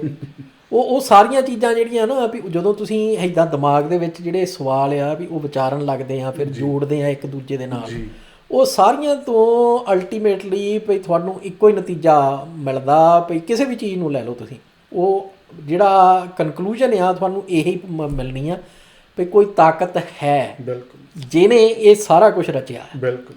ਹੁਣ ਉਹ ਤਾਕਤ ਜਿਹੜੀ ਆ ਵੀ ਜਦੋਂ ਤੁਸੀਂ ਨਤੀਜੇ ਤੇ ਪਹੁੰਚ ਜਾਂਦੇ ਆ ਵੀ ਜੋ ਕੁਝ ਵੀ ਹੈਗਾ ਆ ਵੀ ਰਾਤੀ ਰੁੱਤੀ ਥਿੱਤੀ ਵਾਰ ਪੌਣ ਪਾਣੀ ਅਗਨੀ ਪਤਾਲ, ਉਹ ਸਾਰਾ ਕੁਝ ਜਿਹੜਾ ਬਿਲਕੁਲ ਸਿਸਟਮ ਜਿਹੜਾ ਆ ਉਹਦਾ ਕੋਈ ਰਚਨਹਾਰ ਆ, ਉਹਨੂੰ ਗੁਰੂ ਪਾਤਸ਼ਾਹ ਕਹਿੰਦੇ ਵੀ ਇਹ ਧਰਮਖੰਡ ਆ। ਵੀ ਜਿੱਥੇ ਵੀ ਤੁਹਾਡੇ ਦਿਮਾਗ ਦੇ ਵਿੱਚ ਇਹ ਸਵਾਲ ਆਇਆ ਵੀ ਇਹਨੂੰ ਬਣਾਉਣ ਵਾਲਾ ਕੌਣ ਆ, ਤੇ ਉਹ ਤੋਂ ਬਾਅਦ ਫਿਰ ਤੁਸੀਂ ਜਿਹੜਾ ਆ ਵੀ ਉਹ ਸਵਾਲ ਦੀ ਪੜਚੋਲ ਫਿਰ ਸ਼ੁਰੂ ਕਰ ਦਿੱਤੀ ਵੀ ਜਿੱਥੇ ਫਿਰ ਗਿਆਨ ਖੰਡ ਜਿਹੜਾ ਵੀ ਉਹ ਸ਼ੁਰੂ ਹੁੰਦਾ। ਹੁਣ ਗਿਆਨ ਖੰਡ ਜਿਹੜਾ ਆ ਵੀ ਉਹਦੇ ਵਿੱਚ ਇਹ ਆ ਜਾਂਦਾ ਵੀ ਜਿੰਨੀ ਵੀ ਤੁਸੀਂ ਨੌਲੇਜ ਆ, ਗਿਆਨ ਜਿਹੜਾ ਹੈਗਾ ਆ ਵੀ ਆਲੇ ਦੁਆਲੇ ਬਾਰੇ, ਹਰੇਕ ਚੀਜ਼ ਬਾਰੇ, ਵੀ ਕੋਈ ਚੀਜ਼ ਜਿਹੜੀ ਆ ਵੀ ਉਹ ਇਦਾਂ ਕਿਉਂ ਹੋ ਰਹੀ ਆ। ਵੀ ਹੁਣ ਪਹਿਲਾਂ ਸਵਾਲ ਆਇਆ ਸੀ, ਹੁਣ ਤੁਸੀਂ ਸਵਾਲ ਦਾ ਜਿਹੜਾ ਜਵਾਬ ਆ ਉਹਦੇ ਬਾਰੇ ਫਿਰ ਤੁਸੀਂ ਇਨਫੋਰਮੇਸ਼ਨ ਜਿਹੜੀ ਆ ਗਿਆਨ ਉਹ ਇਕੱਠਾ ਕਰਨਾ ਸ਼ੁਰੂ ਕਰਦੇ। ਫਿਰ ਉਹ ਗਿਆਨ ਜਿਹੜਾ ਇਕੱਠਾ ਕਰਦੇ ਉਹਨੂੰ ਫਿਰ ਐਨਾਲਾਈਜ਼ ਕਰਦੇ ਆ, ਉਹਨੂੰ ਜੋੜਦੇ ਆ ਆਪਸ ਦੇ ਵਿੱਚ ਜਿੰਨੇ ਵੀ ਤੱਥ ਤੁਹਾਡੇ ਕੋਲੇ ਆ ਰਹੇ ਆ, ਵੀ ਉਹ ਸਾਰਾ ਕੁਝ ਜੋੜ ਕੇ ਤੇ ਜਦੋਂ ਤੁਸੀਂ ਕਹਿ ਲਓ ਭਈ ਨਤੀਜੇ ਕੱਢਣ ਲੱਗਦੇ ਆ, ਸਵਾਲਾਂ ਦੇ ਜਵਾਬ ਜਿਹੜੇ ਆ ਉਹ ਕੱਢਣ ਲੱਗਦੇ ਆ, ਉਹ ਗਿਆਨ ਖੰਡ ਦਾ ਜਿਹੜਾ ਆ ਵੀ ਉਹ ਕਰਮ ਜਿਹੜਾ ਆ ਵੀ ਉਹ ਹੋ ਜਾਂਦਾ, ਕੰਮ ਜਿਹੜਾ ਗਿਆਨ ਖੰਡ ਦਾ ਭਈ ਉਹ ਉੱਥੇ ਹੋ ਰਿਹਾ। ਉਦੋਂ ਬਾਅਦ ਫਿਰ ਜਿਹੜਾ ਸਰਮਖੰਡ ਆ ਵੀ ਜਿਹੜਾ ਕਹਿ ਲਓ ਵੀ ਮਿਹਨਤ ਵਾਲਾ ਖੰਡ ਆ ਵੀ ਜਿੱਥੇ ਮਿਹਨਤ ਕਰਨੀ ਆ ਤੁਸੀਂ, ਵੀ ਉੱਥੇ ਫਿਰ ਉਹ ਇਹ ਹੋ ਜਾਂਦੀ ਵੀ ਜਦੋਂ ਤੁਹਾਡੇ ਕੋਲੇ ਹੁਣ ਜਵਾਬ ਹੈਗੇ ਆ, ਹੁਣ ਉਹ ਜਵਾਬਾਂ ਨੂੰ ਕਹਿ ਲਓ ਵੀ ਥਿਓਰੈਟੀਕਲ ਨੌਲੇਜ ਤੁਹਾਡੇ ਕੋਲੇ ਆ ਗਈ, ਹੁਣ ਉਹ ਥਿਊਰੀ ਨੂੰ ਪ੍ਰੈਕਟਿਸ ਦੇ ਵਿੱਚ ਜਿਹੜਾ ਪਾਉਣਾ ਵੀ ਪ੍ਰੈਕਟੀਕਲੀ ਇੰਪਲੀਮੈਂਟ ਕਰਨਾ ਵੀ ਹੁਣ ਮੇਰੇ ਕੋਲੇ ਨੌਲੇਜ ਹੈਗੀ ਆ, ਹੁਣ ਇਹਨੂੰ ਮੈਂ ਵਰਤਾਂ। ਹੁਣ ਉਹ ਜਿਹੜਾ ਵਰਤਣੇ ਵਾਲਾ ਖੰਡ ਆ ਉਹ ਫਿਰ ਸਰਮਖੰਡ ਆ ਵੀ ਜਿਹਦੇ ਵਿੱਚ ਵੀ ਮਿਹਨਤ ਡਿਸਪਲਿਨ ਜਿਹੜਾ ਆ ਵੀ ਉਹ ਕਰਨਾ ਵੀ ਤੁਸੀਂ ਵੀ ਤੁਹਾਡੇ ਕੰਮ ਜਿਹੜੇ ਆ ਉਹ ਹੌਲੀ ਹੌਲੀ ਜਿਹੜਾ ਤੁਸੀਂ ਗਿਆਨ ਇਕੱਠਾ ਕੀਤਾ, ਜਿਹੜਾ ਤੁਹਾਨੂੰ ਸਹੀ ਤੇ ਗਲਤ ਦੀ ਜਾਣਕਾਰੀ ਮਿਲੀ ਆ ਵੀ ਉਹ ਫਿਰ ਵੀ ਤੁਹਾਡੇ ਜਿਹੜੇ ਕਰਮ ਆ, ਤੁਹਾਡੇ ਜਿਹੜੇ ਫੈਸਲੇ ਆ, ਤੁਹਾਡੀ ਸੋਚ ਜਿਹੜੀ ਆ ਵੀ ਉਹਨੂੰ ਫਿਰ ਉਹ ਸੀਮਾਵਾਂ ਜਿਹੜੀਆਂ ਨੇ ਸਹੀ ਤੇ ਗਲਤ ਦੀਆਂ ਉਹਨਾਂ ਦੇ ਅੰਦਰ ਰੱਖ ਕੇ ਤੇ ਸਹੀ ਵਾਲੇ ਪਾਸੇ ਨੂੰ ਉਹ ਇਸ ਹਿਸਾਬ ਨਾਲ ਘੜਦੀ ਆ ਵੀ ਮਾੜੀ ਸੋਚ ਫਿਰ ਤੁਹਾਡੇ ਦਿਮਾਗ ਦੇ ਵਿੱਚ ਐਂਟਰ ਹੀ ਨਹੀਂ ਕਰਦੀ, ਉਹ ਡੱਕਾ ਲੱਗ ਜਾਂਦਾ ਉੱਥੇ ਉੱਤੇ। ਤੇ ਉਹ ਜਿਹੜੀ ਚੰਗੀ ਸੋਚ ਆ ਉਹਦੇ ਵਿੱਚੋਂ ਫਿਰ ਜਿਹੜੇ ਤੁਹਾਡੇ ਫੈਸਲੇ ਵੀ ਆ, ਜਿਹੜੇ ਤੁਹਾਡੇ ਕੰਮ ਆ ਫਿਰ ਫੈਸਲਿਆਂ ਦੇ ਨਤੀਜੇ ਵਿੱਚੋਂ ਉਹ ਵੀ ਫਿਰ ਉਹ ਸਾਰੇ ਜਿਹੜੇ ਆ ਵੀ ਉਹ ਸਹੀ ਜਿਹੜੇ ਆ ਵੀ ਉਹ ਹੋਈ ਜਾਂਦੇ ਆ, ਤੇ ਉਹ ਡਾਇਰੈਕਸ਼ਨ ਜਿਹੜੀ ਉਹਨਾਂ ਦੀ ਆ ਵੀ ਦਿਸ਼ਾ ਜਿਹੜੀ ਆ ਵੀ ਉਹ ਇੱਕ ਜਿਹੜੀ ਹੋ ਕੇ ਤੇ ਇੱਕ ਸੱਚੇ ਸੁੱਚੇ ਇਨਸਾਨ ਦੇ ਰੂਪ ਦੇ ਵਿੱਚ ਵੀ ਤੁਹਾਨੂੰ ਵੀ ਪੇਸ਼ ਕਰਦੀ ਆ, ਤੇ ਦੁਨੀਆ ਜਿਹੜੀ ਤੁਹਾਡੇ ਆਲੇ ਦੁਆਲੇ ਹੁੰਦੀ ਆ ਉਹਦੇ ਵਿੱਚ ਵੀ ਅਸਰ ਜਿਹੜਾ ਆ ਵੀ ਉਹ ਪਾਉਂਦੀ ਆ। ਔਰ ਇਹ ਚੀਜ਼ ਆ ਭਈ ਜਿਹੜੀ ਨਾ ਭਈ ਥੋੜੀ ਜਿਹੀ ਸਮਝ ਤੁਹਾਨੂੰ ਜਿਹੜੀ ਆ ਭਈ ਉਹ ਉਸ ਪੱਖ ਦੀ ਦਿੰਦੀ ਆ ਵੀ ਜਦੋਂ ਤੁਸੀਂ ਇਹ ਵਿਚਾਰਦੇ ਆ ਵੀ ਗੁਰੂ ਨਾਨਕ ਪਾਤਸ਼ਾਹ ਨੇ ਉੱਪਰ ਨਾਰਥ ਜਿਹੜਾ ਦੱਖਣ ਆਪਣਾ ਉੱਤਰ ਆ ਵੀ ਉੱਤਰ ਦੇ ਵਿੱਚ ਤਿੱਬਤ ਤੱਕ ਸਫ਼ਰ ਕੀਤਾ, ਇੱਧਰੋਂ ਪੱਛਮ ਦੇ ਵਿੱਚ ਜਿਹੜਾ ਮੱਕਾ ਮਦੀਨਾ ਆ ਤੇ ਹੋਰ ਸਾਰਾ ਉੱਥੇ ਤੱਕ ਗਏ, ਇੱਧਰੋਂ ਜਿਹੜਾ ਈਸਟ ਆ ਵੀ ਪੂਰਬ ਉੱਥੇ ਢਾਕਾ ਤੇ ਢਾਕੇ ਤੋਂ ਵੀ ਗਾਂਹ ਤੱਕ ਵੀ ਉਹਨਾਂ ਨੇ ਸਫ਼ਰ ਕੀਤਾ, ਤੇ ਥੱਲੇ ਦੱਖਣ ਜਿਹੜਾ ਆ ਵੀ ਉਹ ਸ੍ਰੀਲੰਕਾ ਤੱਕ ਵੀ ਸਲੋਨ ਜਿਹਨੂੰ ਉਦੋਂ ਕਹਿੰਦੇ ਸੀ ਵੀ ਹੈਗੇ ਵੀ ਉਦੋਂ ਤੱਕ ਵੀ ਜਾ ਕੇ ਤੇ ਸਾਰਾ ਜਿਹੜਾ ਆ ਵੀ ਉਹ ਕੀਤਾ। ਪਰ ਉਹ ਸਫ਼ਰ ਦੇ ਦੌਰਾਨ ਜਿੱਥੇ ਵੀ ਉਹਨਾਂ ਨੇ ਡੇਰੇ ਪਾਏ ਆਪਣੇ ਵੀ ਕਹਿ ਲਓ ਵੀ ਰੈਸਟ ਕੀਤੀ, ਜਿੱਥੇ ਉਹਨਾਂ ਨੇ ਆਪਣਾ ਖੇਮਾ ਲਾਇਆ, ਉਹ ਉੱਥੇ ਉਹ ਜਦੋਂ ਸੰਗਤ ਇਕੱਠੀ ਕਰਦੇ ਸੀ ਉਹ ਕੁਛ ਨਹੀਂ ਕਰਦੇ, ਸਿਰਫ ਇਹ ਆ ਵੀ ਇਹ ਭਾਈ ਮਰਦਾਨਾ ਜੀ ਰਬਾਬ ਛੇੜਦੇ ਸੀ ਤੇ ਗੁਰੂ ਪਾਤਸ਼ਾਹ ਕੀਰਤਨ ਕਰਦੇ, ਤੇ ਉਹਦੇ ਨਾਲ ਜਿਹੜੀ ਸੰਗਤ ਜੁੜਦੀ ਸੀ ਤੇ ਉਹਦੇ ਨਾਲ ਫਿਰ ਜੋ ਵਿਚਾਰਾਂ ਹੁੰਦੀਆਂ ਸੀ ਉਹ ਸਿਰਫ ਉਹਦੇ ਨਾਲ ਹੀ ਓਨੇ ਕੁ ਨਾਲ ਸਿੱਖੀ ਦਾ ਬੂਟਾ ਜਿਹੜਾ ਆ ਉਸ ਜਗ੍ਹਾ ਦੇ ਉੱਤੇ ਲੱਗ ਜਾਂਦਾ। ਤੇ ਉਹ ਸਾਰਾ ਕੁਝ ਜਿਹੜਾ ਆ ਉਹ ਇਹੀ ਦਰਸਾਉਂਦਾ ਭਈ ਇੱਕ ਸੱਚਾ ਸੁੱਚਾ ਮਨੁੱਖ ਜਦੋਂ ਸੱਚੀ ਸੁੱਚੀ ਗੱਲ ਕਰਦਾ ਆ ਤੇ ਉਹ ਸੱਚੀ ਸੁੱਚੀ ਗੱਲ ਦਾ ਜਿਹੜਾ ਔਰਾ ਹੁੰਦਾ ਨਾ, ਜਿਹੜੀ ਉਹਦੀ ਚਮਕ ਆ, ਜਿਹੜਾ ਉਹਦਾ ਅਸਰ ਆ ਜੀ, ਉਹਦੇ ਤੋਂ ਕੋਈ ਵੀ ਜਿਹੜਾ ਆ ਵੀ ਉਹ ਬਿਨਾਂ ਭਿੱਜਿਆ ਨਹੀਂ ਰਹਿ ਸਕਦਾ। ਬਿਲਕੁਲ ਬਿਲਕੁਲ। ਤੇ ਉਹ ਜਿਹੜੀ ਆਪਾਂ ਗੱਲ ਪਹਿਲਾਂ ਕੀਤੀ ਸੀ ਨਾ ਵੀ ਜਦੋਂ ਭਾਈ ਗੁਰਦਾਸ ਜੀ ਨੂੰ ਤੇ ਭਾਈ ਨੰਦ ਲਾਲ ਜੀ ਨੂੰ ਪੁੱਛਿਆ ਜਾਂਦਾ ਆ ਵੀ ਗੁਰੂ ਨਾਨਕ ਪਾਤਸ਼ਾਹ ਦੇ ਨਾਮ ਦੀ ਵਿਆਖਿਆ ਕਰੋ, ਬਿਲਕੁਲ, ਜਾਂ ਤੁਹਾਡਾ ਜਿਹੜਾ ਰਿਸ਼ਤਾ ਆ ਜੀ ਵੀ ਗੁਰੂ ਨਾਨਕ ਪਾਤਸ਼ਾਹ ਦੇ ਨਾਲ ਵੀ ਉਹਦੀ ਵਿਆਖਿਆ ਕਰੋ। ਬਿਲਕੁਲ ਜੀ। ਤੇ ਉਹਦੇ ਵਿੱਚ ਇੱਕ ਇਹ ਵੀ ਆਉਂਦਾ ਵੀ ਉਹ ਕਹਿੰਦੇ ਵੀ ਇਹ ਵੀ ਮੈਂ ਮੇਰੇ ਲਈ ਗੁਰੂ ਵੀ ਇੱਦਾਂ ਆ ਵੀ ਜਿਵੇਂ ਪਾਰਸ ਹੁੰਦਾ, ਵੀ ਪਾਰਸ ਜਿਹੜਾ ਆ ਉਹ ਲੋਹੇ ਨਾਲ ਮਾੜਾ ਜਿਹਾ ਟੱਚ ਕਰ ਜਾਵੇ, ਬਿਲਕੁਲ, ਜਾਂ ਲੋਹਾ ਪਾਰਸ ਨਾਲ ਟੱਚ ਕਰ ਜਾਵੇ, ਸਹੀ ਗੱਲ ਹੈ, ਲੋਹੇ ਨੇ ਸੋਨਾ ਹੋ ਜਾਣਾ, ਬਿਲਕੁਲ, ਪਾਰਸ ਨੇ ਪਾਰਸ ਹੀ ਰਹਿਣਾ ਹੈ, ਪਰ ਲੋਹਾ ਜਿਹੜਾ ਆ ਉਹਨੇ ਸੋਨਾ ਹੋ ਜਾਣਾ। ਵੀ ਜਿੱਦਾਂ ਵੀ ਭਾਵੇਂ ਸਿੱਖ ਗੁਰੂ ਕੋਲੇ ਜਾਵੇ, ਬਿਲਕੁਲ, ਤੇ ਭਾਵੇਂ ਗੁਰੂ ਸਿੱਖ ਦੇ ਸਿਰ ਦੇ ਉੱਤੇ ਹੱਥ ਰੱਖ ਦੇਵੇ, ਬਿਲਕੁਲ, ਸਿੱਖ ਨੂੰ ਫਾਇਦਾ ਹੀ ਫਾਇਦਾ ਆ, ਸਿੱਖ ਨੇ ਸੋਨਾ ਹੋ ਜਾਣਾ। ਬਿਲਕੁਲ। ਔਰ ਉਹੀ ਚੀਜ਼ ਉੱਥੇ ਹੋ ਰਹੀ ਆ ਵੀ ਜਦੋਂ ਗੁਰੂ ਨਾਨਕ ਪਾਤਸ਼ਾਹ ਆਪਣੀਆਂ ਉਦਾਸੀਆਂ ਦੇ ਦੌਰਾਨ ਜਿੱਥੇ ਜਿੱਥੇ ਸਿੱਖੀ ਦਾ ਬੂਟਾ ਲਾਉਂਦੇ ਨੇ, ਉਹ ਫਿਰ ਉਹ ਕਹਿ ਲਓ ਵੀ ਉਹ ਜਿਹੜਾ ਸਾਰੀ ਹੈਗੀ ਆ ਵੀ ਉਹ ਨਿਹਾਲ ਹੀ ਨਿਹਾਲ ਨੇ।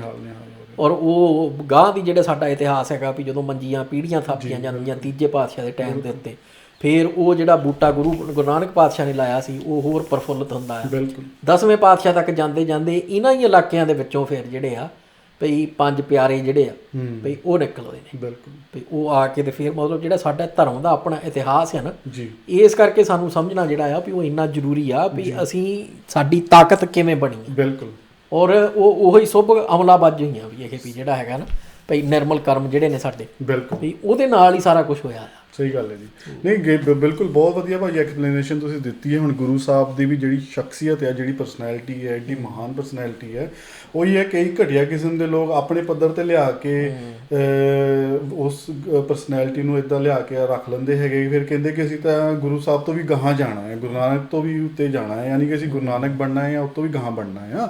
ਤਾਂ ਕਹਿਣ ਦਾ ਭਾਵ ਹੈ ਕਿ ਹੁਣ ਜਿਹੜਾ ਵੀ ਤੁਸੀਂ ਹੁਣ ਇੰਨੇ ਵਧੀਆ ਤਰੀਕੇ ਨਾਲ ਐਕਸਪਲੇਨ ਕੀਤਾ ਹੈ, ਜੇ ਅਸੀਂ ਇਹਨੂੰ ਆਪਣੇ ਜੀਵਨ ਦੇ ਵਿੱਚ ਢਾਲ ਲਈਏ, ਅਸੀਂ ਆਪਣੇ ਜੀਵਨ 'ਚ ਲਾਗੂ ਕਰ ਲਈਏ, ਤੇ ਸਾਡਾ ਸਾਰਿਆਂ ਦਾ ਜੀਵਨ ਆ ਜਿਹੜਾ ਉਹ ਕਿੰਨਾ ਵਧੀਆ ਬਣ ਜਾਊਗਾ, ਕਿਹੋ ਜਿਹਾ ਸਮਾਜ ਹੋਊਗਾ ਉਹ, ਤਾਂ ਉਹੀ ਸਮਾਜ ਦਾ ਜਿਹੜਾ ਸੁਪਨਾ ਗੁਰੂ ਸਾਹਿਬ ਨੇ ਦੇਖਿਆ ਸੀਗਾ। ਬਿਲਕੁਲ, ਮਤਲਬ ਵੀ ਅਸੀਂ ਇੱਕ ਤਰ੍ਹਾਂ ਨਾਲ ਕਹਿ ਲਓ ਵੀ ਸਿੱਖੀ ਦੇ ਅੰਬੈਸਡਰ ਆ। ਬਿਲਕੁਲ।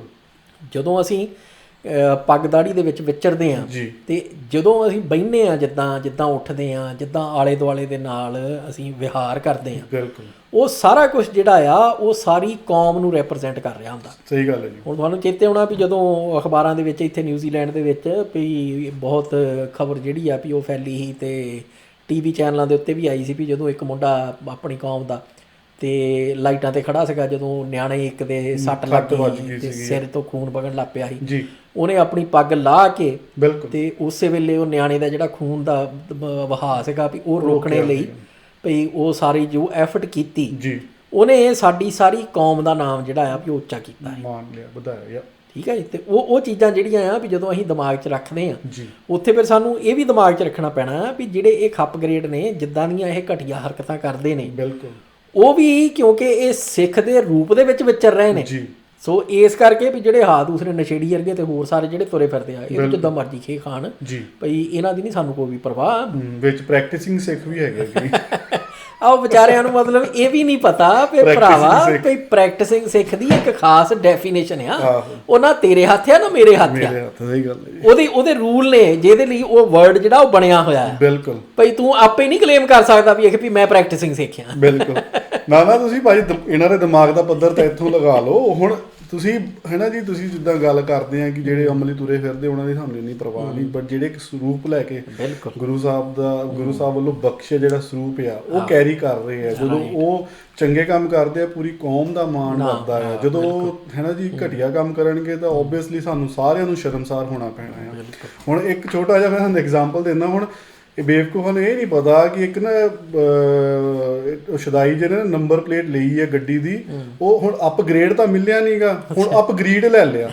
ਹੁਣ ਤੂੰ ਭਰਾਵਾ ਮਾੜੇ ਜਿਹੇ ਉਹਦੇ ਅਰਥ ਦੇਖ ਲੈ ਕੀ ਬਣਦੇ ਨੇ। ਤੂੰ ਨੰਬਰ ਪਲੇਟ ਲਾਈ ਅਪਗ੍ਰੇਡ ਦੀ, ਤੂੰ ਆਪ ਵਿੱਚ ਬੈਠਾ ਆ, ਦਸਤਾਰ ਤੇਰੇ ਸਿਰ ਦੇ ਉੱਤੇ ਆ, ਦਾੜਾ ਤੇਰਾ ਪ੍ਰਕਾਸ਼ ਹੈ ਨਾ, ਤੇ ਉਹ ਹੁਣ ਜਿਹੜਾ ਪੜੂਗਾ ਗੋਰਾ ਉਹ ਕੀ ਸੋਚੂਗਾ ਕੀ ਮਤਲਬ ਵੀ ਇਹ ਗਰੀਡ ਨੂੰ ਅਪ ਕਰ ਰਹੇ ਆ, ਵੀ ਵਧਾ ਰਹੇ ਆ। ਮਤਲਬ ਜਿਹੜੀ ਲਾਲਚੀ ਕੁੱਤੇ ਵਾਲੀ ਕਹਾਣੀ ਫਿਰ ਇਹਨਾਂ ਦਾ ਫਿੱਟ ਨਹੀਂ ਹੁੰਦੀ ਹੈਗੀ। ਨਹੀਂ ਇਹਦੇ ਪੈਰ ਦੇ ਉੱਤੇ ਆਪਣੀ ਅਕਲ ਦਾ ਜਨਾਜ਼ਾ ਜਿਹੜਾ ਕਾਮਨ ਸੈਂਸ ਦੀਆਂ ਗੱਲਾਂ, ਹਾਂਜੀ ਗੱਲਾਂ ਕਰਦੇ ਕਾਮਨ ਸੈਂਸ ਦੀਆਂ ਜੀ। ਇਦਾਂ ਮਾੜਾ ਜਿਹਾ ਤੁਸੀਂ ਥੋੜਾ ਬਹੁਤ ਅਕਲ ਵਰਤ ਲਿਆ ਕਰੋ ਕੁਝ ਕਰਨ ਵੇਲੇ। ਉਹਦਾ ਤੁਹਾਨੂੰ ਪਤਾ ਹੈ ਤੁਸੀਂ ਜਿਹੜੀ ਬੇਈਮਾਨੀ ਤੁਹਾਡੀ ਹਰ ਜਗ੍ਹਾ ਹੀ ਹੈ। ਕੌਮ ਪ੍ਰਤੀ ਤਾਂ ਤੁਹਾਡੀ ਜਿਹੜੀ ਅਕਿਰਤ ਘਣਤਾ ਆ, ਗੁਰੂ ਸਾਹਿਬ ਪ੍ਰਤੀ ਅਕਿਰਤ ਘਣਤਾ, ਉਹ ਸਾਰਿਆਂ ਸਾਹਮਣੇ ਹੀ ਆ।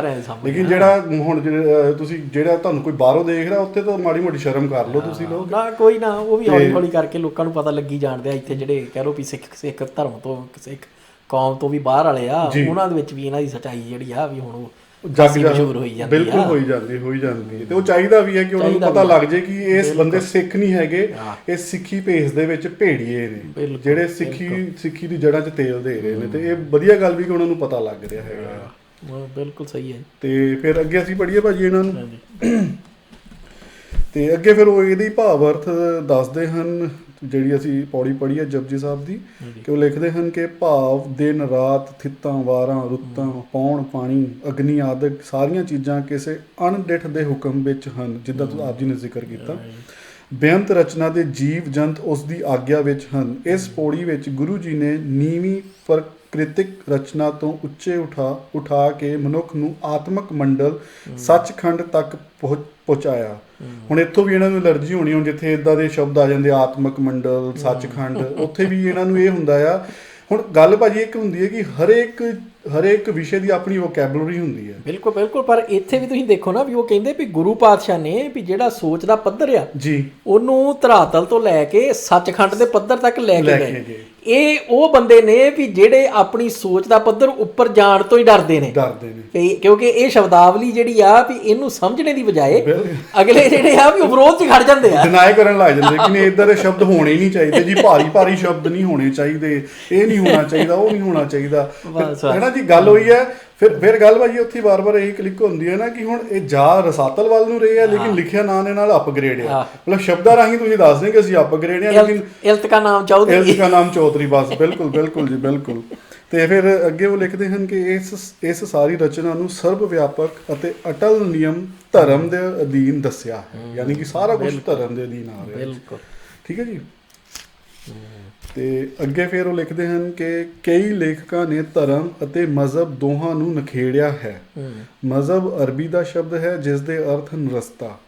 ਧਰਮ ਤੋਂ ਭਾਵ ਸਰਬ ਸਾਂਝੀਆਂ ਸੱਚਾਈਆਂ ਲਿਆ ਹੈ, ਜਿਹਾ ਕਿ ਵਾਹਿਗੁਰੂ ਦੀ ਹੋਂਦ ਨੂੰ ਮੰਨਣਾ, ਆਤਮਾ ਨੂੰ ਮੰਨਣਾ, ਸੱਚਾਈ, ਨੇਕੀ, ਪ੍ਰੇਮ ਤੇ ਸੇਵਾ ਆਦਿ ਗੁਣਾਂ ਨੂੰ ਧਰਮ ਕਿਹਾ ਹੈ।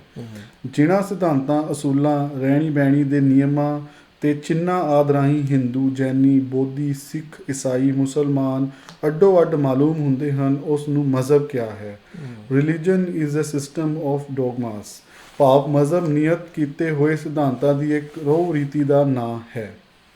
ਇਹਦੇ ਵਿੱਚ ਇਹ ਆ ਵੀ ਇਹ ਇੱਕ ਤਰ੍ਹਾਂ ਨਾਲ ਕਹਿ ਲਓ ਵੀ ਡਿਸਕਸ਼ਨ ਦੇ ਵਿੱਚ ਤੇ ਸਹਾਈ ਹੋ ਸਕਦੀਆਂ ਆ ਵੀ ਜਦੋਂ ਤੁਸੀਂ ਕਹਿ ਲਓ ਵੀ ਬਹਿਸਦੇ ਪਏ ਆ ਕਿਸੇ ਦੇ ਨਾਲ ਜੀ, ਜਾਂ ਕਹਿ ਲਓ ਵੀ ਵਿਚਾਰ ਵਟਾਂਦਰਾ ਹੋ ਰਿਹਾ ਹੈ ਜੀ, ਉਹਦੇ ਵਿੱਚ ਭਈ ਧਰਮ ਦੀ ਡੈਫੀਨੇਸ਼ਨ ਦੇਣੀ ਤੇ ਮਜ਼ਹਬ ਦੀ ਡੈਫੀਨੇਸ਼ਨ ਦੇਣੀ, ਤੇ ਉਹ ਫਿਰ ਉਹਨਾਂ ਜਿਹੜੀਆਂ ਡੈਫੀਨੇਸ਼ਨਾਂ ਨੇ ਜੀ ਭਈ ਉਹਨਾਂ ਨੂੰ ਇਸ ਹਿਸਾਬ ਨਾਲ ਪ੍ਰੈਜ਼ੈਂਟ ਕਰਤਾ ਜਿੱਦਾਂ ਇਹਨਾਂ ਨੇ ਕੀਤਾ ਆ ਜੀ। ਭਈ ਉਹ ਠੀਕ ਆ ਵੀ ਕਿਸੇ ਹੱਦ ਤੱਕ ਸਹਾਈ ਹੋ ਸਕਦੀਆਂ, ਪਰ ਆਪਾਂ ਹਮੇਸ਼ਾ ਜਿਹੜੀ ਡੈਫੀਨੇਸ਼ਨ ਹੈ ਨਾ ਉਹਨੂੰ ਦੁਬਾਰਾ ਫਿਰ ਗੁਰਬਾਣੀ ਦੇ ਵਿੱਚ ਜਾ ਕੇ ਤੇ ਉੱਥੋਂ ਹੀ ਆਪਾਂ ਸੇਧ ਲੈਣੀ ਆ ਜੀ ਭਈ ਉੱਥੇ ਧਰਮ ਕਿਹਨੂੰ ਕਿਹਾ ਗਿਆ ਆ, ਤੇ ਉੱਥੇ ਜਿਹੜਾ ਆ ਵੀ ਮਜ਼ਹਬ ਤੇ ਹੋਰ ਸਾਰਾ ਜਿਹੜਾ ਆ ਵੀ ਉਹ ਹਰੇਕ ਚੀਜ਼ ਵਰਤੀ ਗਈ ਆ ਤੇ ਉਹਨਾਂ ਸਾਰਿਆਂ ਦੇ ਵਿੱਚ ਕੋਈ ਫਰਕ ਕੀਤਾ ਗਿਆ ਜੀ ਕਿ ਉਹਨਾਂ ਨੂੰ ਪਰਾਇਵਾਚੀ ਵਜੋਂ ਹੀ ਕਹਿ ਲਓ ਵੀ ਅਰਥਕ ਸ਼ਬਦਾਂ ਵਜੋਂ ਹੀ ਲਿਆ ਗਿਆ। ਬਿਲਕੁਲ। ਤੇ ਉਹ ਸਾਰਾ ਕੁਝ ਜਿਹੜਾ ਆ ਵੀ ਉਹਦੇ ਲਈ ਹੀ ਤਾਂ ਹੀ ਇਹ ਜ਼ਰੂਰੀ ਆ ਵੀ ਜਿਹੜਾ ਗੁਰਬਾਣੀ ਦਾ ਸਹਿਜ ਪਾਠ ਕਰਨਾ ਜੀ, ਤੇ ਉਹ ਇੱਕ ਵਾਰੀ ਸਹਿਜ ਪਾਠ ਖਤਮ ਕਰਕੇ ਦੁਬਾਰਾ ਫੇਰ ਸ਼ੁਰੂ ਕਰਨਾ, ਕਿਉਂਕਿ ਹਰ ਰੀਡਿੰਗ ਦੇ ਵਿੱਚ ਤੁਸੀਂ ਕੁਝ ਨਵਾਂ ਜਿਹੜਾ ਆ ਉਹ ਸਮਝਦੇ ਆ। ਬਿਲਕੁਲ।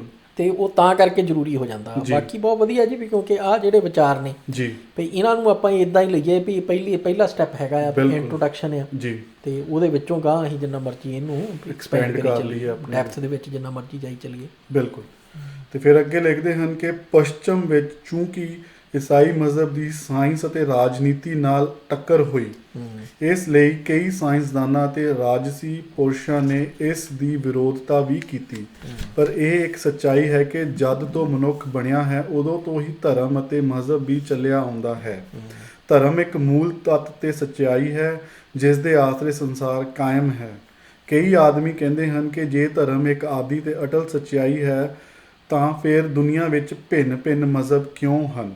ਇਸ ਦਾ ਉੱਤਰ ਇਹ ਹੈ ਕਿ ਜਿਸ ਤਰ੍ਹਾਂ ਸਾਇੰਟੀਫਿਕ ਦੁਨੀਆ ਵਿੱਚ ਇੱਕ ਵਸਤੂ ਸੰਬੰਧੀ ਭਿੰਨ-ਭਿੰਨ ਸਾਇੰਸਦਾਨਾਂ ਦੇ ਤਜਰਬੇ ਤੇ ਅਨੁਭਵ ਵੱਖੋ-ਵੱਖ ਹੁੰਦੇ ਹਨ, ਇਸੇ ਤਰ੍ਹਾਂ ਧਰਮ ਦੇ ਅਨੇਕਾਂ ਅੰਗਾਂ ਵਿੱਚੋਂ ਜਿਸ ਪੁਰਸ਼ ਨੇ ਕਿਸੇ ਵਿਸ਼ੇਸ਼ ਅੰਗ ਜਾਂ ਕਿਸੇ ਇੱਕ ਸੱਚਾਈ ਨੂੰ ਵਧੇਰੇ ਅਪਣਾਇਆ ਹੈ ਉਸ ਨੇ ਉਸ ਰੋਸ਼ਨੀ ਵਿੱਚ ਧਰਮ ਨੂੰ ਕਥਨ ਕੀਤਾ ਹੈ। ਆਹ ਇਹਦੇ ਲਈ ਜਿੱਦਾਂ ਹੁਣ ਆ ਬਿਲਕੁਲ ਠੀਕ ਹੈ ਵੀ ਉਹਨਾਂ ਨੇ ਸਾਇੰਸ ਦੀ ਵੀ ਉਦਾਹਰਨ ਦਿੱਤੀ ਵੀ ਸਾਇੰਸ ਵਿੱਚ ਵੀ ਪਈ ਕਈ ਤਰ੍ਹਾਂ ਦੀਆਂ ਥਿਊਰੀਆਂ ਹੁੰਦੀਆਂ ਜੀ। ਪਰ ਜਦੋਂ ਕਹਿ ਲਓ ਵੀ ਇੱਕ ਥਿਊਰੀ ਜਿਹੜੀ ਆ ਵੀ ਉਹਦਾ ਸਬੂਤ ਮਿਲ ਜਾਂਦਾ ਆ ਜੀ, ਐਵੀਡੈਂਸ ਜਿਹੜਾ ਆ ਵੀ ਪ੍ਰੈਕਟੀਕਲ ਐਵੀਡੈਂਸ ਮਿਲ ਜਾਂਦਾ ਆ ਤੇ ਉਹ ਫਿਰ ਬਾਕੀ ਥਿਊਰੀਆਂ ਜਿਹੜੀਆਂ ਆ ਵੀ ਉਹ ਖਤਮ ਹੋ ਜਾਂਦੀਆਂ ਜੀ। ਤੇ ਜਿੱਦਾਂ ਮਿਸਾਲ ਦੇ ਵਜੋਂ ਪਈ ਇਹ ਲੈ ਲਓ ਵੀ ਜਿਹੜਾ ਹੈਗਾ ਨਾ ਵੀ ਜਿਹੜਾ ਯੂਨੀਵਰਸ ਆ ਬ੍ਰਹਮੰਡ ਜਿਹੜਾ ਆ ਵੀ ਇਹ ਕਿਵੇਂ ਬਣਿਆ ਜੀ, ਉਹਦੀਆਂ ਇਸ ਵੇਲੇ 3 ਥਿਊਰੀਆਂ ਪ੍ਰਚਲਿਤ ਨੇ ਜੀ। ਵੀ ਉਹ ਤਿੰਨਾਂ ਤੋਂ ਪਹਿਲਾਂ ਬਹੁਤ ਸੀਗੀਆਂ ਵੀ ਜਿਨ੍ਹਾਂ ਦੇ ਵਿੱਚ ਜੇ ਆਪਾਂ ਬਾਈਬਲ ਦੀ ਜਾਂ ਜਿਹੜੀ ਯਹੂਦੀਆਂ ਦੀ ਜਾਂ ਮੁਸਲਮਾਨਾਂ ਦੀ ਜਿਹੜੀ ਥਿਊਰੀ ਆ ਉਹ ਇਹ ਕਹਿੰਦੀ ਆ ਵੀ ਇਹ ਵੀ ਰੱਬ ਨੇ ਵੀ ਇੱਕ ਦਿਨ ਵੀ ਐਂ ਇਸ਼ਾਰਾ ਕੀਤਾ ਤੇ ਜਿਹੜਾ ਹਨੇਰਾ ਸੀਗਾ ਵੀ ਉਹ ਦੂਰ ਹੋ ਗਿਆ ਤੇ ਧਰਤੀ ਜਿਹੜੀ ਆ ਵੀ ਉਹ ਬਣ ਗਈ ਜੀ। ਤੇ ਫਿਰ ਉਹ ਜਿਹੜਾ ਵੀ 6 ਦਿਨਾਂ ਦਾ ਜਿਹੜਾ ਆ ਵੀ ਉਹ ਸਾਰਾ ਉਹਦੀ ਕਾਰਵਾਈ ਜਿਹੜੀ ਆ ਵੀ ਰੱਬ ਦੀ ਵੀ ਉਹ ਦੱਸਦੇ ਨੇ ਵੀ ਇਸ ਦਿਨ ਆ ਜਾਨਵਰ ਬਣਾਏ, ਇਸ ਦਿਨ ਪੰਛੀ ਬਣਾਏ, ਇਸ ਦਿਨ ਜਿਹੜੀ ਆ ਵੀ ਹਰਿਆਲੀ ਜਿਹੜੀ ਆ ਵੀ ਪੌਦੇ ਪੇੜ ਇਹ ਬਣਾਏ, ਵੀ ਪਾਣੀ ਬਣਾਇਆ, ਤਾਰੇ ਬਣਾਏ ਤੇ ਉਹ ਸਾਰਾ ਕੁਝ ਕਰਕੇ ਵੀ 6ਵੇਂ ਦਿਨ ਫਿਰ ਉਹਨੇ ਰੱਬ ਨੇ ਵੀ ਬੰਦਾ ਤੇ ਜਨਾਨੀ ਬਣਾਏ ਤੇ 7ਵੇਂ ਦਿਨ ਫਿਰ ਉਹ ਆਰਾਮ ਕੀਤਾ ਰੱਬ ਨੇ। ਹੁਣ ਇੱਕ ਇਹ ਵੀ ਥਿਊਰੀ ਸੀ ਕਿਸੇ ਟਾਈਮ ਔਰ ਯਕੀਨ ਵੀ ਕਰਦੇ ਸੀ ਲੋਕੀ, ਸੰਡੇ ਤਦ ਹੀ ਮਨਾਇਆ ਜਾਂਦਾ। ਆਹੋ ਤੇ ਉਹ ਹੁਣ ਈਵਨ ਜਿਹੜੀ ਹੈਰਾਨੀ ਵਾਲੀ ਗੱਲ ਆ ਵੀ ਅਮਰੀਕਾ ਦੇ ਵਿੱਚ ਵੀ ਜਿਹੜੇ ਕੱਟੜ ਈਸਾਈ ਨੇ ਜੀ ਉਹ ਕਹਿ ਰਹੇ ਨੇ ਵੀ ਇਹ ਜਿਹੜੀ ਥਿਊਰੀ ਆ ਵੀ ਇਹਨੂੰ ਤੁਸੀਂ ਸਕੂਲਾਂ ਦੇ ਵਿੱਚ ਪੜ੍ਹਾਓ ਸਾਇੰਸ ਦੀ ਕਲਾਸ ਦੇ ਵਿੱਚ। ਠੀਕ ਹੈ ਜੀ। ਵੀ ਜਿਹੜੀ ਆ ਵੀ ਇੱਦਾਂ ਧਰਤੀ ਬਣੀ ਆ ਤੇ ਇੱਦਾਂ ਜਿਹੜਾ ਵੀ ਰੱਬ ਨੇ ਸਾਰਾ ਕੁਝ ਜਿਹੜਾ ਵੀ ਉਹ ਬਣਾਇਆ ਹੈ ਜੀ। ਕਿਉਂਕਿ ਉਹ ਕਹਿੰਦੇ ਵੀ ਇਹ ਵੀ ਜਿਹੜੀ ਐਵੋਲੂਸ਼ਨ ਦੀ ਥਿਊਰੀ ਆ ਵੀ ਉਹਦੇ ਮੁਕਾਬਲੇ ਦੇ ਉੱਤੇ ਆਹ ਥਿਊਰੀ ਵੀ ਪੜ੍ਹਾਈ ਜਾਣੀ ਚਾਹੀਦੀ ਹੈ। ਸੋ ਉਹ ਬੜਾ ਮਤਲਬ ਉੱਥੇ ਘਮਸਾਨ ਪਿਆ ਹੋਇਆ ਜੀ। ਪਰ ਜਿਹੜੀਆਂ ਥਿਊਰੀਆਂ ਆਪਾਂ ਗੱਲ ਕਰਦੇ ਵੀ ਬ੍ਰਹਮੰਡ ਨੂੰ ਸਿਰਜਣੇ ਵਾਲੀਆਂ ਜਿਹੜੀਆਂ ਵੀ ਇਸ ਵੇਲੇ ਸਾਇੰਸ ਦੀਆਂ 3 ਥਿਊਰੀਆਂ ਨੇ ਵੀ ਜਿਹੜੀ ਬਿਗ ਬੈਂਗ ਆ ਉਹਦੇ ਬਾਰੇ ਤਕਰੀਬਨ ਸਾਰਿਆਂ ਨੇ ਸੁਣਿਆ ਹੋਇਆ ਵੀ ਉਹਦੇ ਵਿੱਚ ਇਹ ਆ ਵੀ ਜੀ ਜਿਹੜਾ ਸੀਗਾ ਬ੍ਰਹਮੰਡ ਵੀ ਉਹਦੇ ਵਿੱਚ ਜਿੰਨਾ ਵੀ ਮੈਟਰ ਆ ਮਾਸ ਆ ਉਹ ਸਾਰੇ ਦਾ ਸਾਰਾ ਇੱਕ ਪੁਆਇੰਟ ਦੇ ਉੱਤੇ ਕਨਸੈਂਟਰੇਟਡ ਸੀਗਾ ਵੀ ਇੱਕ ਪੁਆਇੰਟ ਪੂਰੇ ਬ੍ਰਹਮੰਡ ਦੇ ਵਿੱਚ। ਔਰ ਉਹਦੇ ਵਿੱਚ ਕਿਉਂਕਿ ਉਹਦੀ ਫਿਰ ਡੈਂਸਿਟੀ ਬਹੁਤ ਜ਼ਿਆਦਾ ਹੋਈ ਗਈ ਉਹ ਵਧੀ ਗਿਆ ਇੱਦਾਂ ਤੇ ਉਹਦਾ ਫਿਰ ਪਟਾਕਾ ਪਿਆ ਵੀ ਉਹ ਪਟਾਕਾ ਜਦੋਂ ਪਿਆ ਆ ਉਹ ਸਾਰਾ ਜਿਹੜਾ ਮੈਟਰ ਸੀਗਾ ਵੀ ਉਹ ਖਿੰਡ ਪੁੰਡ ਗਿਆ। ਉਹ ਖਿੰਡ ਪੁੰਡ ਕੇ ਉਹਦੇ ਵਿੱਚੋਂ ਫਿਰ ਜਿਹੜੇ ਆ ਵੀ ਸੂਰਜ ਬਣੇ ਵੀ ਕਰੋੜਾਂ ਅਰਬਾਂ ਸੂਰਜ ਬਣੇ, ਉਹਨਾਂ ਦੇ ਆਲੇ ਦੁਆਲੇ ਫਿਰ ਜਿਹੜੇ ਆ ਵੀ ਉਹ ਪਲੈਨਟ ਜਿਹੜੇ ਗ੍ਰਹਿ ਨੇ ਵੀ ਉਹ ਘੁੰਮਣ ਵਾਲੇ ਬਣੇ ਤੇ ਉਹ ਗ੍ਰਹਿਆਂ ਦੇ ਆਲੇ ਦੁਆਲੇ ਜਿਹੜੇ ਉਪਗ੍ਰਹਿ ਨੇ ਵੀ ਚੰਦਰਮੇ ਵੀ ਉਹ ਸਾਰੇ ਜਿਹੜੇ ਆ ਵੀ ਉਹ ਬਣੇ। ਸੋ ਉਸ ਹਿਸਾਬ ਦੇ ਨਾਲ ਵੀ ਉਹ ਐਕਸਪਲੇਨ ਕਰਦੇ ਤੇ ਫਿਰ ਉਹ ਕਹਿੰਦੇ ਵੀ ਕਿਉਂਕਿ ਪਟਾਕਾ ਪਿਆ ਇਸ ਕਰਕੇ ਵੀ ਸਾਰਾ ਜਿਹੜਾ ਬ੍ਰਹਮੰਡ ਆ ਵੀ ਐਕਸਪੈਂਡ ਕਰ ਰਿਹਾ, ਫੈਲ ਰਿਹਾ ਵੀ ਜਿੱਦਾਂ ਬਲਾਸਟ ਤੋਂ ਬਾਅਦ ਵੀ ਐ ਪੂਰਾ ਹਰੇਕ ਪਾਸੇ ਪ੍ਰੈਡਿਕਸ਼ਨ ਵੀ ਹੈ ਕਿ ਫਿਊਚਰ 'ਚ ਫੈਲ ਹੀ ਜਾਣਾ ਹੈ। ਆ ਮਤਲਬ ਵੀ ਫੈਲ ਕੇ ਇੱਕ ਪੁਆਇੰਟ ਤੇ ਜਾ ਕੇ ਤੇ ਉਹਨੇ ਫਿਰ ਖੜ ਜਾਣਾ ਤੇ ਉਹ ਤੋਂ ਬਾਅਦ ਫਿਰ ਦੁਬਾਰਾ ਐ ਇਕੱਠਾ ਹੋਣ ਲੱਗ ਪੈਣਾ, ਇਕੱਠਾ ਹੋ ਕੇ ਫਿਰ ਸਾਰੇ ਦਾ ਸਾਰਾ ਸਮਾਨ ਜਿਹੜਾ ਆ ਵੀ ਉਹ ਇੱਕ ਥਾਂ ਦੇ ਉੱਤੇ ਕਨਸੈਂਟਰੇਟ ਹੋ ਜਾਣਾ। ਉਹ ਤੋਂ ਬਾਅਦ ਫਿਰ ਐ ਪਟਾਕਾ ਪੈ ਜਾਣਾ। ਉਹ ਦੂਜੀ ਥਿਊਰੀ ਆ ਜਾਂਦੀ ਆ ਫਿਰ ਵੀ ਜਿਹਨੂੰ ਕਹਿੰਦੇ ਆਸੀਲੇਟਿੰਗ ਯੂਨੀਵਰਸ ਥਿਊਰੀ। ਠੀਕ ਹੈ ਜੀ। ਵੀ ਉਹ ਇਹ ਆ ਵੀ ਜਿੱਦਾਂ ਹੁਣ ਬਿਗ ਬੈਂਗ ਦੇ ਵਿੱਚ ਤੇ ਪਟਾਕਾ ਪੈ ਗਿਆ ਤੇ ਫੈਲ ਰਿਹਾ।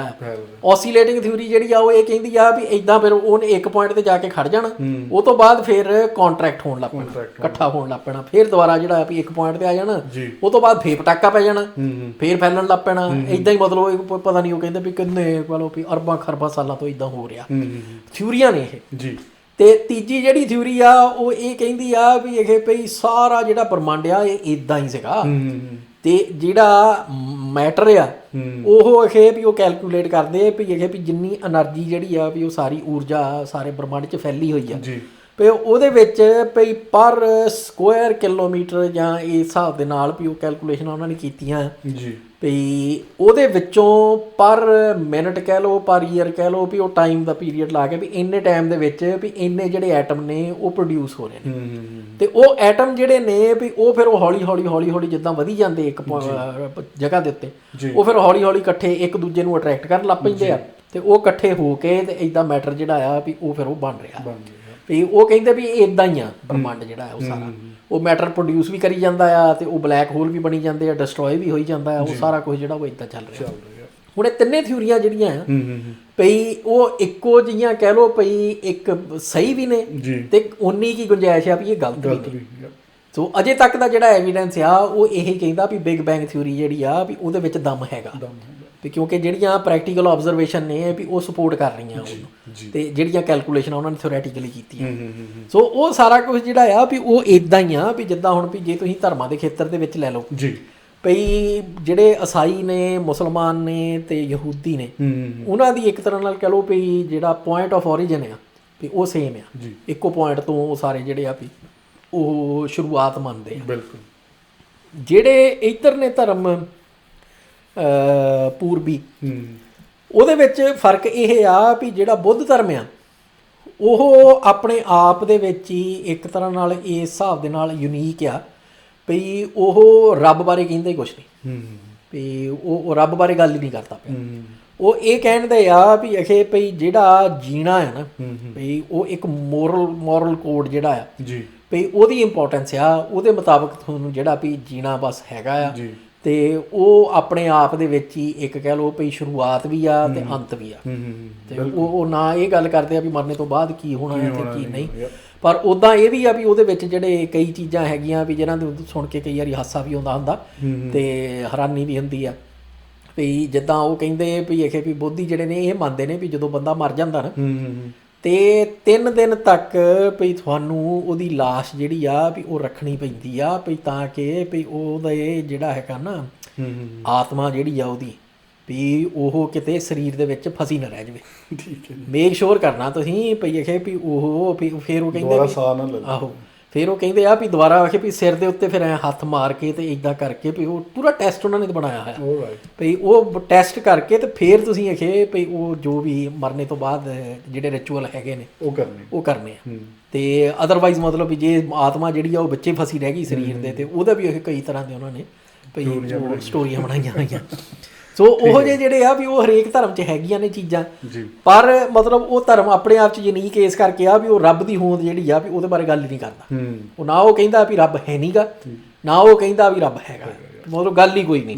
ਉਹ ਕਹਿੰਦੇ ਵੀ ਸਾਡੀ ਕੈਲਕੂਲੇਸ਼ਨ ਦੇ ਵਿੱਚ ਫੈਕਟਰੀ ਹੈ ਨਹੀਂ ਰੱਬ, ਉਸ ਬਾਰੇ ਉਧਰ ਜਾਂਦੇ ਹੀ ਨਹੀਂ। ਤੇ ਉਧਰੋਂ ਜਿਹੜਾ ਇਹਦੇ ਆਪੋਜ਼ਿਟ ਆ ਬਾਹਮਣਵਾਦ, ਉਹ 'ਚ 33 ਕਰੋੜ ਰੱਬ ਬਣਾਈ ਬੈਠੇ ਨੇ। ਭਈ ਤੁਹਾਡੀ ਚੋਇਸ ਆ, ਜਿਹੜਾ ਮਰਜ਼ੀ ਲੈ ਲਓ। ਭਈ ਉਹ ਹਰੇਕ ਫਿਰ ਰੱਬ ਦੇ 33 ਕਰੋੜ ਦੇ ਵਿੱਚੋਂ ਵੀ ਹਰੇਕ ਦੇ ਆਪਣੇ ਆਪਣੇ ਫਿਰ ਟਰੇਟ ਨੇ, ਭਈ ਆਪਣੇ ਆਪਣੇ ਕਹਿ ਲਓ ਵੀ ਗੁਣ ਜਾਂ ਆਵਗੁਣ ਨੇ। ਤੇ ਉਹ ਕਹਿੰਦੇ ਵੀ ਜਿਹੜਾ ਤੁਹਾਨੂੰ ਜੱਚਦਾ ਆ ਵੀ ਤੁਸੀਂ ਉਹ ਲੈ ਲਓ। ਵੀ ਜੇ ਤੁਹਾਨੂੰ ਬੰਦੇ ਮਾਰਨੇ ਦਾ ਆ ਤੇ ਤੁਸੀਂ ਆ ਕਾਲੀ ਮਾਤਾ ਜਿਹੜੀ ਆ ਵੀ ਇਹਨੂੰ ਪੂਜ ਲਓ, ਕਿਉਂਕਿ ਇੱਕ ਪੂਰਾ ਠੱਗੀ ਕਲਟ ਜਿਹੜਾ ਹੈ ਨਾ, ਜਿਹਨੂੰ ਠੱਗ ਕਹਿੰਦੇ ਆ ਨਾ, ਉਹ ਅਸਲ ਦੇ ਵਿੱਚ ਆਪਣੇ ਆਪ ਦੇ ਵਿੱਚ ਇੱਕ ਧਰਮ ਸੀਗਾ, ਠੱਗ ਧਰਮ। ਸੋ ਉਹ ਬਾਣੀ ਦੇ ਵਿੱਚ ਜਿਹੜਾ ਠੱਗ ਸ਼ਬਦ ਹੁੰਦਾ ਨਾ, ਉਹ ਜਿੱਥੇ ਠੱਗਾਂ ਨੂੰ ਕੀਤਾ ਗਿਆ ਆ ਐਡਰੈਸ ਪ੍ਰੋਪਰ ਨਾਂ ਲੈ ਕੇ, ਉਹ ਅਸਲ ਦੇ ਵਿੱਚ ਜਿੱਦਾਂ ਨਾਥਾਂ ਨੂੰ, ਵੈਸ਼ਨਵਾਂ ਨੂੰ ਤੇ ਯੋਗੀਆਂ ਨੂੰ ਕੀਤਾ ਨਾ ਐਡਰੈਸ, ਇਦਾਂ ਹੀ ਠੱਗਾਂ ਨੂੰ ਐਡਰੈਸ ਕੀਤਾ ਹੋਇਆ ਉਹਨਾਂ ਨੇ। ਕਿਉਂਕਿ ਉਹ ਇਹ ਮੰਨਦੇ ਸੀਗੇ ਠੱਗ ਜਿਹੜੇ ਆ ਭਈ ਅਸੀਂ ਸਾਰੀ ਦੁਨੀਆ ਦੇ ਵਿੱਚ ਬੈਲੈਂਸ ਰੱਖ ਰਹੇ ਆ, ਕਿਉਂਕਿ ਉਹਨਾਂ ਦਾ ਕੰਮ ਇਹ ਹੁੰਦਾ ਸੀਗਾ ਵੀ ਉਹ ਜਿਹੜੇ ਰਾਹਗੀਰ ਸੀਗੇ ਨਾ ਵੀ ਕਿਉਂਕਿ ਜੰਗਲ ਦੇ ਹੁੰਦੇ ਸੀ ਕਿ ਵਗਦੇ ਸੀ, ਤੇ ਉਹ ਜੰਗਲਾਂ ਦੇ ਵਿੱਚੋਂ ਸਾਰੀ ਜਿਹੜੀ ਆਵਾਜਾਈ ਚੱਲਦੀ ਸੀ, ਤੇ ਉਹ ਜੰਗਲਾਂ ਦੇ ਵਿੱਚ ਉਹਨਾਂ ਨੇ ਆਪਣੇ ਜਿਹੜੇ ਆ ਵੀ ਏਦਾਂ ਮਚਾਣਾ ਲਾਈਆਂ ਹੁੰਦੀਆਂ ਸੀ, ਤੇ ਉਹਦੇ ਵਿੱਚ ਜਿਹੜਾ ਕੋ ਉਹਨਾਂ ਦੇ ਅੜਕੇ ਆ ਗਿਆ ਉਹਨੂੰ ਉਹਨਾਂ ਨੇ ਮਾਰਨਾ, ਉਹਦਾ ਲਹੂ ਨਿਚੋੜਨਾ, ਲਹੂ ਜਿਹੜਾ ਆ ਉਹ ਕਾਲੀ ਮਾਤਾ ਦੀ ਪੂਜਾ ਦੇ ਵਿੱਚ ਵਰਤਣਾ, ਤੇ ਏਦਾਂ ਦੇ ਮਤਲਬ ਕਈ ਤਰ੍ਹਾਂ ਦੇ ਡਰਾਮੇ। ਤੇ ਉਹ ਸਾਰਾ ਕਰਦੇ ਇਸ ਥੱਲੇ ਸੀਗੇ ਵੀ ਸਾਡਾ ਧਰਮ ਕਹਿ ਰਿਹਾ ਵੀ ਇਹ ਸਾਡੀ ਡਿਊਟੀ ਆ, ਠੱਗ ਧਰਮ ਜਿਹੜਾ ਆ ਵੀ ਸਾਡੀ ਡਿਊਟੀ ਆ ਵੀ ਤਾਂ ਕਿ ਵੀ ਅਸੀਂ ਦੁਨੀਆ ਦੇ ਵਿੱਚ ਬੈਲੈਂਸ ਜਿਹੜਾ ਹੈ ਨਾ ਵੀ ਉਹ ਕਾਇਮ ਰੱਖ ਸਕੀਏ, ਸਾਰਾ ਕੁਝ ਚੱਲਦਾ ਰਹੇ। ਤੇ ਉਹ ਮਤਲਬ ਵੀ ਉਹ ਆਪਣੇ ਵੱਲੋਂ ਬਹੁਤ ਵਧੀਆ ਕੰਮ ਕਰ ਰਹੇ ਸੀ। ਸੋ ਉਹ ਸਾਰਾ ਕੁਝ ਜਿਹੜਾ ਆ ਭਾਈ ਭਈ ਇਸੇ ਕਰਕੇ ਜ਼ਰੂਰੀ ਆ ਭਈ ਕਿਸੇ ਨੂੰ ਮੂਰਖ ਬਣਾਉਣਾ ਜਿਹੜਾ ਹੈ ਨਾ, ਭਈ ਮੂਰਖ ਬਣਾਉਣੇ ਵਾਲਾ ਚਾਹੀਦਾ ਹੁੰਦਾ, ਤੇ ਮੂਰਖ ਬਣਨੇ ਨੂੰ ਤਕਰੀਬਨ ਕਹਿ ਲਓ ਕਿ ਸਾਰੀ ਦੁਨੀਆ ਹੀ ਤਿਆਰ ਬੈਠੀ।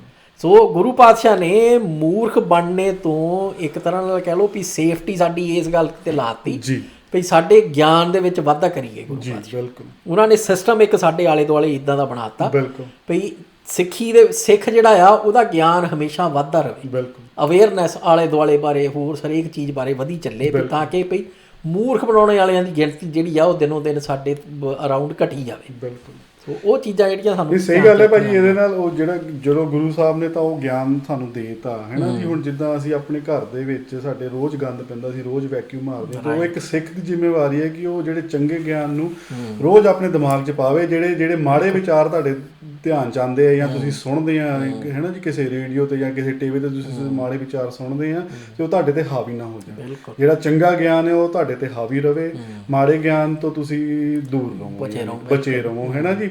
ਤੇ ਦੂਜੀ ਗੱਲ ਭਾਜੀ ਮੈਂ ਕਰਦਾ ਸੀਗਾ, ਜਿੱਦਾਂ ਤੁਸੀਂ ਆਪ ਜੀ ਨੇ ਦੱਸਿਆ ਕਿ ਜਿਹੜਾ ਠੱਗਾਂ ਦਾ ਵੀ ਇੱਕ ਧਰਮ ਸੀਗਾ। ਹੁਣ ਇੱਥੋਂ ਇੱਕ ਗੱਲ ਬੜੀ ਕਲੀਅਰ ਆ ਕਿ ਬੰਦਾ ਜਦ ਤੱਕ ਮਾਨਸਿਕ ਤੌਰ ਤੇ ਆਪਣੇ ਆਪ ਵਿੱਚ ਸੈਟੀਸਫਾਈ ਨਹੀਂ ਹੈਗਾ ਕਿ ਜੋ ਮੈਂ ਕੰਮ ਕਰ ਰਿਹਾ ਆ ਉਹ ਮੈਂ ਆਪਣੀ ਵੱਲੋਂ ਠੀਕ ਕਰ ਰਿਹਾ ਆ, ਅਗਲੇ ਦਾ ਚਾਹੇ ਨੁਕਸਾਨ ਹੋ ਰਿਹਾ ਹੈ ਜਾਂ ਅਗਲਾ ਠੱਗਿਆ ਜਾ ਰਿਹਾ ਹੈ ਜਾਂ ਅਗਲੇ ਦਾ ਕਿਤੇ ਉਹਦਾ ਕਤਲ ਹੋ ਰਿਹਾ ਹੈ, ਉਹਦਾ ਪੈਸੇ ਦਾ ਨੁਕਸਾਨ ਹੋ ਰਿਹਾ ਹੈ ਜਾਂ ਉਹ ਠੱਗਿਆ ਜਾ ਰਿਹਾ, ਉਹਨੂੰ ਨਹੀਂ ਪਰਵਾਹ, ਲੇਕਿਨ ਉਹਦੇ ਮਨ 'ਚ ਇੱਕ ਖਿਆਲ ਆ ਕਿ ਮੈਂ ਠੀਕ ਕਰ ਰਿਹਾ ਹਾਂ। ਤੇ ਇਹ ਗੁਰੂ ਸਾਹਿਬ ਨੇ ਉੱਥੇ ਜਾ ਕੇ ਉਹਨੂੰ ਚੈਲੰਜ ਕੀਤਾ ਆ ਕਿ ਜਦੋਂ ਤੁਹਾਨੂੰ ਉਹ ਅਹਿਸਾਸ ਹੋਣ ਲੱਗ ਗਿਆ ਨਾ, ਤਦੀ ਭਾਜੀ ਉਹ ਜਿੱਦਾਂ ਕਹਿੰਦੇ ਨਾ ਕੁਦਰਤ ਵੱਲੋਂ ਵੀ ਕੋਈ ਨਾ ਕੋਈ ਤੁਹਾਡੇ ਅੰਦਰ ਇੱਕ ਤਰ੍ਹਾਂ ਨਾਲ ਉਹ ਕੁਛ ਨਾ ਕੁਛ ਪਾਇਆ ਜ਼ਰੂਰ ਹੁੰਦਾ ਹੈ ਕਿ ਕਿਸੇ ਪੁਆਇੰਟ ਤੇ ਜਾ ਕੇ ਤੁਹਾਨੂੰ ਅਹਿਸਾਸ ਜ਼ਰੂਰ ਹੁੰਦਾ ਆ ਕਿ ਮੈਂ ਆਪਣੇ ਆਪ ਨਾਲ ਇਮਾਨਦਾਰ ਨਹੀਂ ਰਿਹਾ, ਮੈਂ ਆਪਣੇ ਆਪ ਨਾਲ ਇਮਾਨਦਾਰ ਨਹੀਂ ਰਿਹਾ ਹੈਗਾ। ਉਹ ਜਦੋਂ ਅਹਿਸਾਸ ਹੋਣਾ ਸ਼ੁਰੂ ਹੋ ਗਿਆ ਉੱਥੋਂ ਤੁਹਾਡੇ ਚੰਗੇ ਇਨਸਾਨ ਬਣਨ ਦੀ ਸ਼ੁਰੂਆਤ ਹੋ ਗਈ ਹੈ ਨਾ। ਨਹੀਂ ਤਾਂ ਉਹ ਤੁਸੀਂ ਜਿਹੜਾ ਤੁਸੀਂ ਤਦੀ ਗੁਰੂ ਸਾਹਿਬ ਸੰਗਤ ਤੇ ਵੀ ਕਹਿੰਦੇ ਨਾ ਕਿ ਜਿਹੜੀ ਤੁਹਾਡੀ ਸੰਗਤ ਆ ਉਹ ਚੰਗੇ ਬੰਦਿਆਂ ਦੀ ਹੋਣੀ ਚਾਹੀਦੀ ਹੈ ਤਾਂ ਕਿ ਉਹ ਬੰਦੇ ਤੁਹਾਨੂੰ ਟੁੰਬਦੇ ਰਹਿਣ, ਬੰਦੇ ਤੁਹਾਨੂੰ ਕਹਿੰਦੇ ਰਹਿਣ, ਟੋਕਦੇ ਰਹਿਣ ਜੇ ਤੁਸੀਂ ਮਾੜੇ ਰਾਹ ਤੇ ਤੁਰ ਪਏ ਜਾਂ ਮਾੜੇ ਖਿਆਲ ਤੁਹਾਡੇ ਦਿਮਾਗ 'ਚ ਆ ਰਹੇ। ਇਸ ਲਈ ਸੰਗਤ ਦਾ ਵੀ ਬਹੁਤ ਵੱਡਾ ਇੱਕ ਰੋਲ ਆ ਸਾਡੇ ਸਾਰਿਆਂ ਦੇ ਜੀਵਨ ਦੇ ਵਿੱਚ। ਤੇ ਕਹਿਣ ਦਾ ਭਾਵ ਮੇਰਾ ਇਹ ਹੈ ਕਿ ਜਦ ਤੱਕ ਉਹ ਵਿਚਾਰ ਭਾਜੀ ਤੁਹਾਡੇ ਤੇ ਹਾਵੀ ਹੈ, ਜਿਹੜਾ ਮਾੜਾ ਵਿਚਾਰ ਆ, ਤੁਸੀਂ ਆਪਣੇ ਮਾੜੇ ਕੰਮਾਂ ਨੂੰ ਵੀ ਚੰਗਾ ਕਰਕੇ ਦੱਸੋਗੇ। ਇਹੀ ਇੱਕ ਅਪਗ੍ਰੇਡ ਕਰਦੇ ਫਿਰਦੇ। ਜਿਹੜੀ ਇਹ ਸਾਈਕੀ ਹੈ ਨਾ ਇਹਨਾਂ ਦੀ, ਜਿਹੜਾ ਮੇਨ ਆ, ਜਿਹੜੀ ਲਿਬੜੀ ਮੱਝ ਆ, ਉਹਨੂੰ ਸਭ ਪਤਾ ਆ, ਲੇਕਿਨ ਜਿਹੜੇ ਨਾਲ ਦੇ ਤੁਰੇ ਫਿਰਦੇ ਆ ਉਹਨਾਂ ਦੇ ਦਿਮਾਗ ਦੇ ਵਿੱਚ ਜਾਂ ਉਹ ਜਿਹੜੇ ਨੂੰ ਸੁਣਦੇ ਆ, ਜਾਣੇ ਅਣਜਾਣੇ ਇਹਨੂੰ ਸੁਣ ਰਹੇ ਆ, ਉਹਨਾਂ ਦੇ ਦਿਮਾਗ 'ਚ ਇਹ ਉਹ ਖਿਆਲ ਪਾ ਰਿਹਾ ਆ ਕਿ ਤੁਸੀਂ ਕਿਸੇ ਨੂੰ ਗਾਲਾਂ ਕੱਢੋ, ਕੋਈ ਗੱਲ ਨਹੀਂ, ਇਹ ਤੁਸੀਂ ਚੰਗਾ ਕੰਮ ਕਰ ਰਹੇ ਹੋ। ਫਿਰ ਬਾਅਦ 'ਚ ਇਦਾਂ ਦੀ ਗੱਲਾਂ ਕਰਨੀਆਂ ਕਿ ਤੁਸੀਂ ਤਾਂ ਉਹਨਾਂ ਦੇ ਪ੍ਰਤੀਕ ਬਣੋਗੇ। ਜਿਹੜੀਆਂ ਬੀਬੀਆਂ ਮੀਰ ਮਨੂ ਦੇ ਜੇਲ੍ਹ ਦੇ ਵਿੱਚ ਰਹਿ ਕੇ ਆਪਣੇ ਬੱਚਿਆਂ ਦੇ ਹਾਰ ਉਹਨਾਂ ਨੇ ਗਲ 'ਚ ਪਵਾਏ, ਤੇ ਇਹ ਉਹਨਾਂ ਚੀਜ਼ਾਂ ਨੂੰ, ਉਹਨਾਂ ਗਲਤ ਗੱਲਾਂ ਨੂੰ ਉਹਨਾਂ ਚੰਗੇ ਕੀਤੇ ਕੰਮਾਂ ਨਾਲ ਜੋੜ ਕੇ ਤੁਹਾਡੇ ਦਿਮਾਗ ਦੇ ਉੱਤੇ ਅਟੈਕ ਕਰਦਾ ਹੈ, ਤੁਹਾਡੀ ਸਾਈਕੀ ਦੇ ਉੱਤੇ ਅਟੈਕ ਕਰਦਾ ਹੈ। ਤਾਂ ਹੀ ਤੁਹਾਨੂੰ ਅਹਿਸਾਸ ਨਹੀਂ ਹੁੰਦਾ। ਹੁਣ ਜਿਹੜੇ ਬਕਵਾਸ ਕਰਦੇ ਭਾਜੀ ਫੇਸਬੁੱਕ ਤੇ, ਚਾਹੇ ਉਹ ਝੂਠੀਆਂ ਆਈਡੀਆਂ ਬਣਾ ਕੇ ਕਰਦੇ ਆ, ਲੇਕਿਨ ਪਿੱਛੇ ਤਾਂ ਬੰਦੇ ਬੈਠੇ ਹੀ ਹੈ ਨਾ। ਬਿਲਕੁਲ। ਜਦੋਂ ਉਹਨਾਂ ਨੂੰ ਹੁਣ ਅਹਿਸਾਸ ਹੋਇਆ, ਇਹ ਹੁਣ ਇਹਨਾਂ ਦਾ ਕੰਮ ਕੀ ਹੈ, ਜਿਹੜੀ ਇੱਕ ਟੀਮ ਬਣੀ ਹੈ, ਇਹਨਾਂ ਦਾ ਕੰਮ ਇਹ ਹੈ ਆਪਣੇ ਰੇਡੀਓ ਰਾਹੀਂ, ਆਪਣੇ ਟੀਵੀ ਰਾਹੀਂ, ਆਪਣੇ ਫੇਸਬੁੱਕ ਚੈਨਲ, YouTube ਚੈਨਲ ਰਾਹੀਂ ਉਹ ਇੱਕ ਅਹਿਸਾਸ ਨਹੀਂ ਆਉਣ ਦੇਣਾ ਉਹਨਾਂ ਦੇ ਵਿੱਚ ਜਿੱਤੋਂ ਉਹ ਚੰਗਾ ਇਨਸਾਨ ਬਣਨ ਬਾਰੇ ਸੋਚਣ ਵੀ। ਇਹ ਇਹਨਾਂ ਦੀ ਬੇਈਮਾਨੀ ਹੈ, ਇਹਨਾਂ ਕਮੀਨਿਆਂ ਦੀ ਕਮੀਨਗੀ ਹੈ। ਉਹਨੂੰ ਤੁਸੀਂ ਇਸ ਹਿਸਾਬ ਨਾਲ ਵੀ ਸਮਝ ਸਕਦੇ ਆ ਵੀ ਜਿੱਦਾਂ ਨਾ ਵੀ ਜਦੋਂ ਕੋਈ ਕਿਸਾਨ ਜਿਹੜਾ ਆ ਵੀ ਉਹ ਫਸਲ ਬੀਜਦਾ ਜੀ, ਤੇ ਉਹ ਇੱਕ ਜਿਹੜਾ ਪ੍ਰੋਸੈਸ ਹੁੰਦਾ ਉਹਦੇ ਵਿੱਚ ਵੀ ਗੁੱਡਣੇ ਵਾਲਾ, ਬਿਲਕੁਲ ਉਹ ਗੋਡੀ ਕਰਨੀ ਤਾਂ ਕਰਕੇ ਜ਼ਰੂਰੀ ਹੁੰਦੀ ਆ ਵੀ ਜਿਹੜਾ ਨਦੀਨ ਆ ਨਾ ਜੀ, ਭਈ ਉਹਨੂੰ ਜਗ੍ਹਾ ਨਾ ਮਿਲੇ ਵੀ ਜੜ ਫੜਨੇ ਦੀ, ਕਿਉਂਕਿ ਜੇ ਨਦੀਨ ਜੜ ਫੜ ਗਿਆ, ਜਿਹੜੀ ਫਸਲ ਤੁਸੀਂ ਬੀਜੀ ਆ ਭਈ ਉਹਨੂੰ ਨਹੀਂ ਫਿਰ ਉਹਦੇ ਵਿੱਚ, ਕਿਉਂਕਿ ਨਿਊਟਰੀਐਂਟ ਜਿਹੜੇ ਆ ਜ਼ਮੀਨ ਦੇ ਵਿੱਚ ਉਹ ਉਨੇ ਕੀ ਹੁੰਦੇ, ਜੇ ਨਦੀਨ ਖਾ ਗਿਆ ਉਹ ਤੇ ਫਸਲ ਜਿਹੜੀ ਆ ਤੁਹਾਡੀ ਉਹਨੂੰ ਉਹਨੇ ਨਿਊਟਰੀਐਂਟ ਮਿਲਣੇ ਨਹੀਂ। ਸੋ ਦਿਮਾਗ ਦੇ ਵਿੱਚ ਸਾਡੇ ਜਿਹੜੇ ਆ ਨਾ ਵੀ ਚੰਗੀ ਸੋਚ ਜਿਹੜੀ ਆ ਭਈ ਉਹਨੂੰ ਜਗ੍ਹਾ ਮਿਲੇ, ਇਸ ਕਰਕੇ ਮਾੜੀ ਸੋਚ ਜਿਹੜੀ ਆ ਉਹ ਤੋਂ ਸਾਨੂੰ ਬਚਾ ਕੇ ਰੱਖਣਾ ਪੈਣਾ। ਤੇ ਇਹਨਾਂ ਦਾ ਕੰਮ ਇਹ ਆ ਭਈ ਮਾੜੀ ਸੋਚ ਜਿਹੜੀ ਆ ਉਹ ਬਸ ਨਿਤ ਨਵੀਂ ਜਿਹੜੀ ਆ ਵੀ ਉਹ ਬਸ ਤੁਹਾਡੇ ਉੱਤੇ ਸੁੱਟੀ ਚੱਲੋ ਇਧਰੋਂ ਮੂਸੇ ਵਾਲੇ ਨੂੰ ਲੈ ਲਿਆ, ਉਧਰੋਂ ਕੋਈ ਹੋਰ ਲੈ ਲਿਆ, ਏਦਾਂ ਦਾ ਜੋ ਗੰਦ ਹੈਗਾ ਆ ਉਹ ਸਾਰੇ ਦਾ ਸਾਰਾ ਜਿਹੜਾ ਵੀ ਤੁਹਾਡੇ ਤੇ ਇੰਨਾ ਕੁ ਬੰਬਾਰਡਮੈਂਟ ਉਹਦੀ ਕਰੀ ਚੱਲੋ ਤਾਂ ਕਿ ਵੀ ਚੰਗੀ ਸੋਚ ਜਿਹੜੀ ਆ ਉਹਦੇ ਲਈ ਜਗ੍ਹਾ ਹੀ ਨਾ ਬਚੇ ਵੀ ਉਹ ਕਿੱਥੇ ਆਪਣਾ ਪੈਰ ਰੱਖੇ। ਬਿਲਕੁਲ ਸਹੀ ਗੱਲ ਹੈ। ਇਹ ਇਹਨਾਂ ਦੀ ਸਾਈਕੀ ਭਾਜੀ ਇਦਾਂ ਹੀ ਖੇਡਦੇ ਆ। ਬਿਲਕੁਲ ਕਰਦੇ ਸਾਰਾ ਸਾਰਾ ਕੁਝ ਧਰਮ ਦੇ ਨਾਂ ਤੇ ਕਰਦੇ ਮਤਲਬ ਕਹ ਲਓ ਵੀ ਉਹੀ ਇੱਕ ਬਾਣਾ ਪਾਇਆ ਆ, ਬਾਣਾ ਗੁਰੂ ਸਾਹਿਬ ਦਾ ਆ, ਇਹਦਾ ਆਪਣਾ ਨਹੀਂ ਹੈਗਾ। ਗੁਰੂ ਸਾਹਿਬ ਦਾ ਬਖਸ਼ਿਆ ਬਾਣਾ ਆ, ਉਹ ਪਾਇਆ ਆ ਤੇ ਉਹਦੇ ਨਾਲ ਲੋਕਾਂ ਨੂੰ ਠੱਗੀ ਜਾਂਦਾ ਹੈ। ਇਹੋ ਜਿਹੇ ਤੇ ਕਿਹਾ ਬਨਾਰਸ ਕੇ ਠੱਗ, ਹੋਰ ਕਿਹਨਾਂ ਨੂੰ ਕਿਹਾ ਹੈ? ਬਿਲਕੁਲ।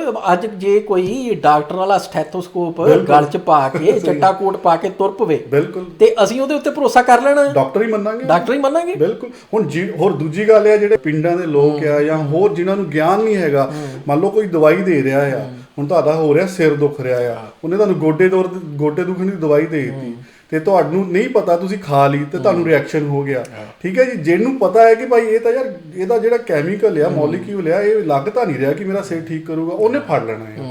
ਤੇ ਇਹਨਾਂ ਦੇ ਮਗਰ ਵੀ ਉਹ ਦੇਖ ਲੈਂਦੇ ਕਿ ਬਾਣਾ ਪਾਇਆ ਆ, ਗੁਰੂ ਸਾਹਿਬ ਦਾ ਬਖਸ਼ਿਆ ਬਾਣਾ ਪਾਇਆ ਆ, ਤੇ ਜਦੋਂ ਇਹਨਾਂ ਦੇ ਮਗਰ ਤੁਰਦੇ ਫਿਰ ਉਹ ਬਿਮਾਰੀਆਂ ਨਾਲ ਘਿਰ ਜਾਂਦੇ ਆ, ਜਿਹੜੀ ਦਿਮਾਗੀ ਮਤਲਬ ਕਹਿ ਰਿਹਾ ਮੈਂ, ਜਿਹੜੇ ਗਲਤ ਵਿਚਾਰਾਂ ਨਾਲ ਘਿਰ ਕੇ ਫਿਰ ਉਹ ਗਲਤ ਰਾਹ ਤੇ ਤੁਰ ਪੈਂਦੇ ਆ, ਤੇ ਆਪਣੇ ਆਪ ਨੂੰ ਵੀ ਨੁਕਸਾਨ ਕਰਦੇ ਆ ਤੇ ਸਮਾਜ ਦਾ ਵੀ ਨੁਕਸਾਨ। ਮਾਨਸਿਕ ਰੋਗੀ ਵੀ ਹੁੰਦੇ ਆ, ਫਿਰ ਸਾਈਕੈਟ੍ਰਿਸਟ ਕੋਲ ਵੀ ਜਾਂਦੇ ਆ। ਬਿਲਕੁਲ ਜੀ। ਤੇ ਅੱਗੇ ਲਿਖਦੇ ਹਨ ਕਿ ਇਸ ਵਕਤ ਮਨੁੱਖੀ ਸਮਾਜ ਮਾਇਆਵਾਦ, ਸਾਇੰਸ ਅਤੇ ਰਾਜਨੀਤਕ ਜੋਗਗਰਦੀ ਵਿੱਚੋਂ ਲੰਘ ਰਿਹਾ ਹੈ। ਧਰਮ ਵੱਲੋਂ ਰੁਚੀ ਘਟ ਰਹੀ ਹੈ, ਇਸ ਲਈ ਮਾਨਸਿਕ ਅਸ਼ਾਂਤੀ ਵੱਧ ਰਹੀ ਹੈ। ਕੋਈ ਜਿਹੜਾ ਪਦਾਰਥਾਂ ਦਾ ਸਵਾਦ ਆ ਗਿਆ। ਬਿਲਕੁਲ। ਸੰਸਾਰ ਵਿੱਚ ਹਰੇਕ ਵਸਤੂ ਆਪਣੇ ਧੁਰੇ ਜਾਂ ਆਕ ਰੱਖਣ ਸ਼ਕਤੀ ਦੇ ਕੇਂਦਰ, ਸੈਂਟਰ ਆਫ ਗ੍ਰੈਵਿਟੀ ਦੇ ਆਸਰੇ ਖੜੀ ਹੈ।